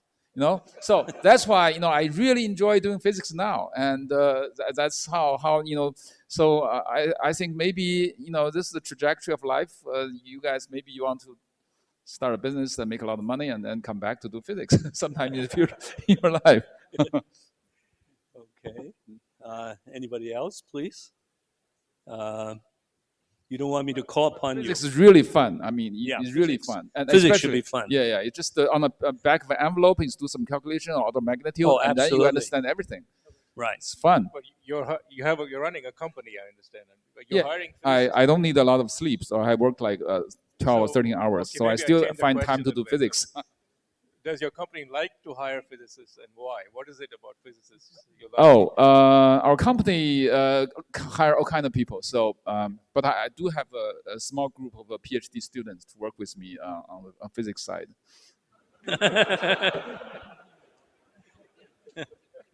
Anybody else? Kamran?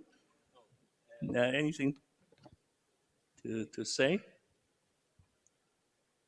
I would only say that since we are having many young people here, that many things and many progress that you might see, review of things sounds overwhelming, because the accumulation of decades and decades of work, and you're just learning maybe some subject and so forth. First of all, you have to be patient. If you find something, it's taking time to sink in, that's perfectly fine. We have been working at it, let's say 40, 50 years, and we are here. So it's not a fair comparison if you feel like something makes maybe sound easier to us, because we have had a long time in it. And just be patient, and I think you'll surpass us for sure. Okay. Anybody else on the panel? Maybe I can make another point. Please. I mean, if you look back to achievements by actually even many on this panel, a lot of them have come in different fields of physics or mathematics, have interacted with each other in some unusual way. So another thing I would say that when you're young, especially the students, to have a really broad outlook on everything and just learn all aspects of science just because they're interesting, and you never know when things may come together unexpectedly later in life. Well, Subir, always speaking my heart. You have a choice as a young person in physics. You can go deep or you can go broad. Either you go in with a broad appreciation of physics, or you can go as deep as possible on one narrow topic. So it is a very fundamental choice that you have to make. Okay. Anybody else would like to express an opinion? Yes, please, Professor Wang. I often hear young people complaining that they were born too late, and all discoveries which can be discovered have been discovered already. Yes. I had a similar feeling when I was young. But over these 30, 40 years of research on physics, I witnessed a lot of major discoveries in front of me by my friends, my teachers, and so on. So I do see that if you are lucky, if you work hard, you have a chance, at least to witness somebody else make major discoveries. So I think physics is fun. So don't feel you are too late. There were major discoveries in your life. Well, very good. Anybody else on the panel would like to say something before I open it up to the audience? Okay, maybe let me invite questions from the audience, especially from the young people. But if you have a question that you want to address to a specific person on the panel, please say so. Or you can also address your question to the entire panel. Okay. Nobody? Then I have to call on people. Oh, please.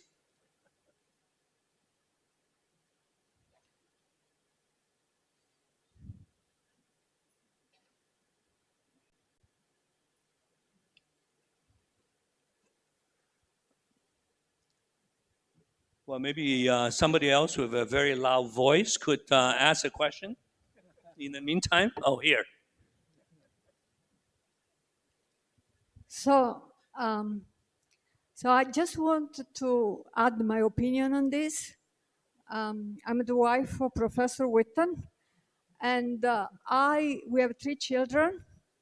And of course, when you have children, you expect them to be exactly like you and to go your way, the same way as all these people here expect you to do something similar to them. There are so many things out there that you can explore. So while I suggest that all of you get a very thorough education in science, there will be other avenues. By the time you are looking into the job market, let's say, that we could have not imagined, like neuroscience, biophysics, and AI. This is what our children do. So work hard, learn a lot, but keep your eyes open for all other possibilities out there, not necessarily what the current physicists suggest you. Thank you. Thank you. Yara also speaks to my heart. In fact, my oldest son, was excellent in high school in physics. And then he went off to Princeton and ended up in Hollywood. And so, anybody else? Please.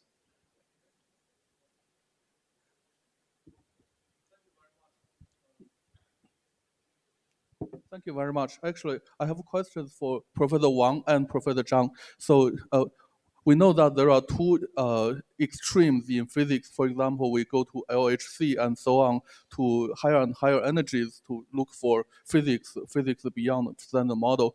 And there is also another extreme, for example, the most precise measurement to look for electron EDM, this kind of thing, also hope to search for beyond the standard model. So do you think these two ways are can always be converted or equivalent to each other, or do you think there are things this can do, this cannot do, or vice versa? Thank you very much.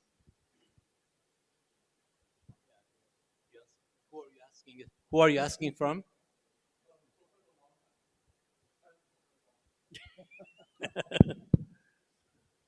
I believe these two are complementary. Both are needed.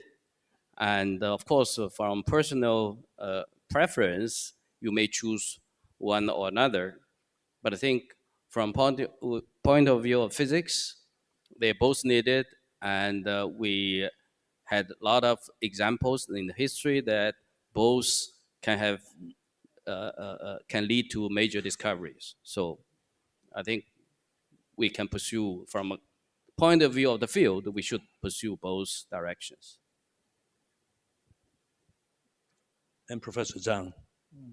Yeah, I guess I agree with Professor Wang said. Just add a few sentences. You know, this is two sides. One is discovery. You need high energy to discover new particles and the new phenomena or whatever. Second one is precision measurement. Just like, you know, you can have lepton number evaluation or lepton field evaluation.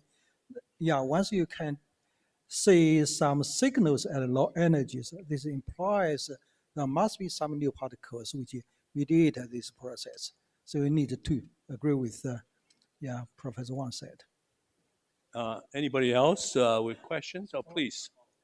Oh. Well, I wanted to say something, but it's kind of was just said, but just to say it in my own words, if we would, as I see the relation is that if we're lucky by exploring EDMs, we might conceivably get a clear sign of an energy scale at which there has to be new physics.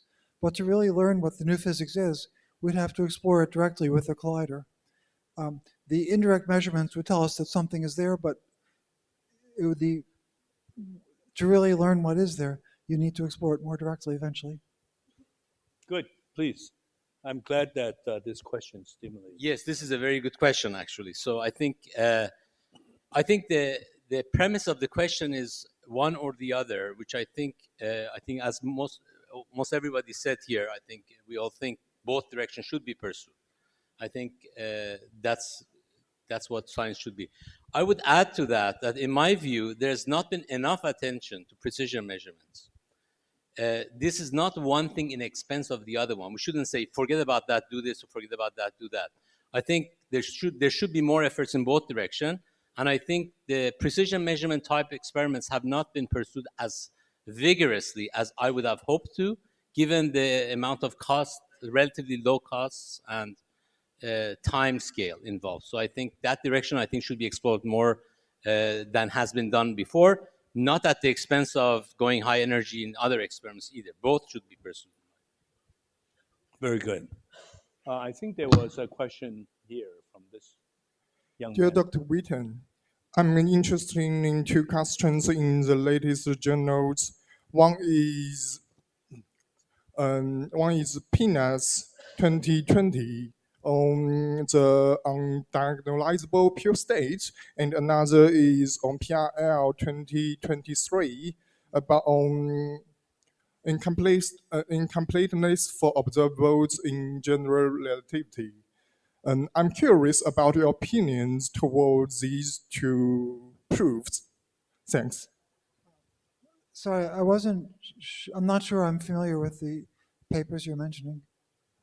Okay, one is PNAS 2020 on there exists non-diagnosable pure state on any C-star algebra. And another is incompleteness theorems for observables in general relativity on PRL 2023. Unfortunately, I'm not familiar with the papers, so I can't comment. Okay, I can send it to you. Okay. Thank you. Yes, there's a question back there. Hello, I have a question for Fan Chaoyang. And since you are studying physics and also you open a company and you have a lot of money, and now in the future, like for the future collider, it's very expensive and it's very difficult to get money from the government. So I would like to know if like the industry could support the future collider or like you can help us.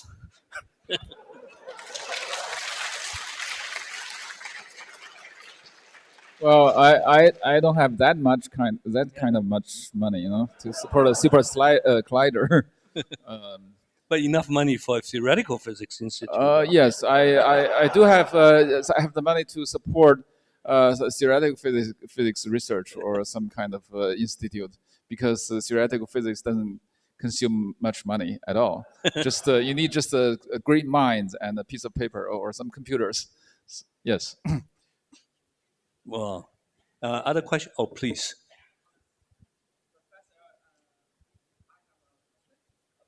Just louder. Just speak more loudly. That's.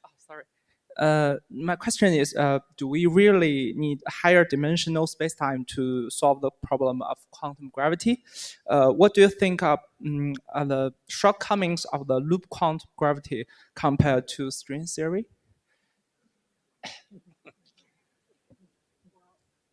I've learned to give the following answer, which is that to work successfully in any area of physics, you need to develop the ability to judge for yourself what proposals and ideas are serious and which are not. So I'm not going to share my further opinions. Thank you. So, Conram, do you have something to say about this? The question was about loop quantum gravity and versus what? String theory, I guess. Sorry? Is it loop gravity versus string theory? Or? Loop quantum gravity is not, I think, at any stage to be comparable to string theory. Very good. So that's simple. There was a question. Oh, please. Question over there. I have a question to you. What do you think is the balance between science popularization and the systematic study of physics? Okay. Well, my answer is I'm only a poor moderator. We have to ask one of the panelists. We should address it to the panelists.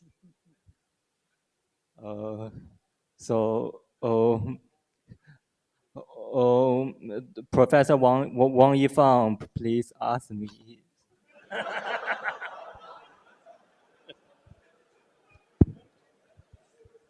Please answer my question. I'm sorry. It is hard for me to answer your question, as Professor Xi already deferred your question to me.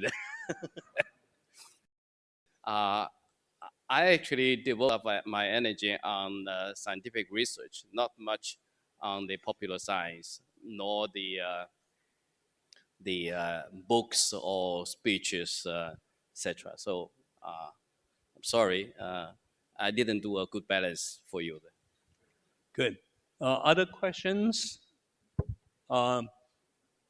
Please. Oh, right there. Okay.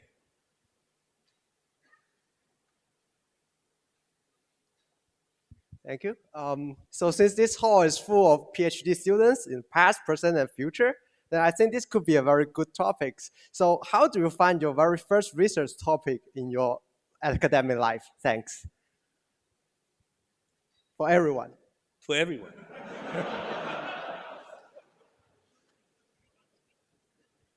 Please. I'm not going to literally answer about my first, because I think it would be more interesting to tell you the genesis of the most interesting paper I wrote as a graduate student. In those days, there were paper preprints. We didn't have the internet. And I literally sat down with a stack of paper preprints several feet high and went through them one at a time until I found a paper that I could see hadn't really been done right and that I could do better. So that was the most interesting paper I wrote as a student. Anybody else? No? Questions, more questions? Oh, please, the young lady here.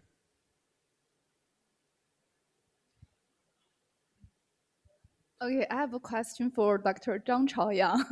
You just said that you are so relaxed to do some physics research since you have low pressures to publish papers, and you hired a group of PhD students to do research with you. So there is a question for you. I want to ask that there is any requirement for your group, those PhD students, for them, do they have the pressures to publish papers or to experience some peer pressures to have a career increasing things like that? Thank you. So actually, the word I use hiring. Actually, I was not hiring some PhD. I was just working with them, not on research, but on popular science. Actually, try to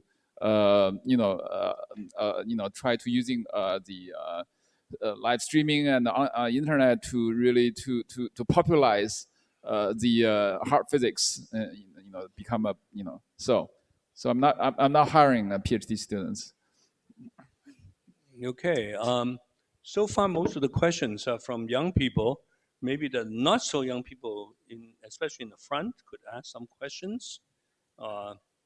If people are shy, maybe I'll call upon them. How about Miriam? Miriam, come on. Miriam would ask a question. No? How about Dongxi, Professor Dongxi, ask a question? Or offer advice to young people? No? Okay, well, if we cannot find any volunteers or if there are no further questions, maybe we'll bring this session to a close. Thank you very much. I'd like to thank all the panelists. Thank you.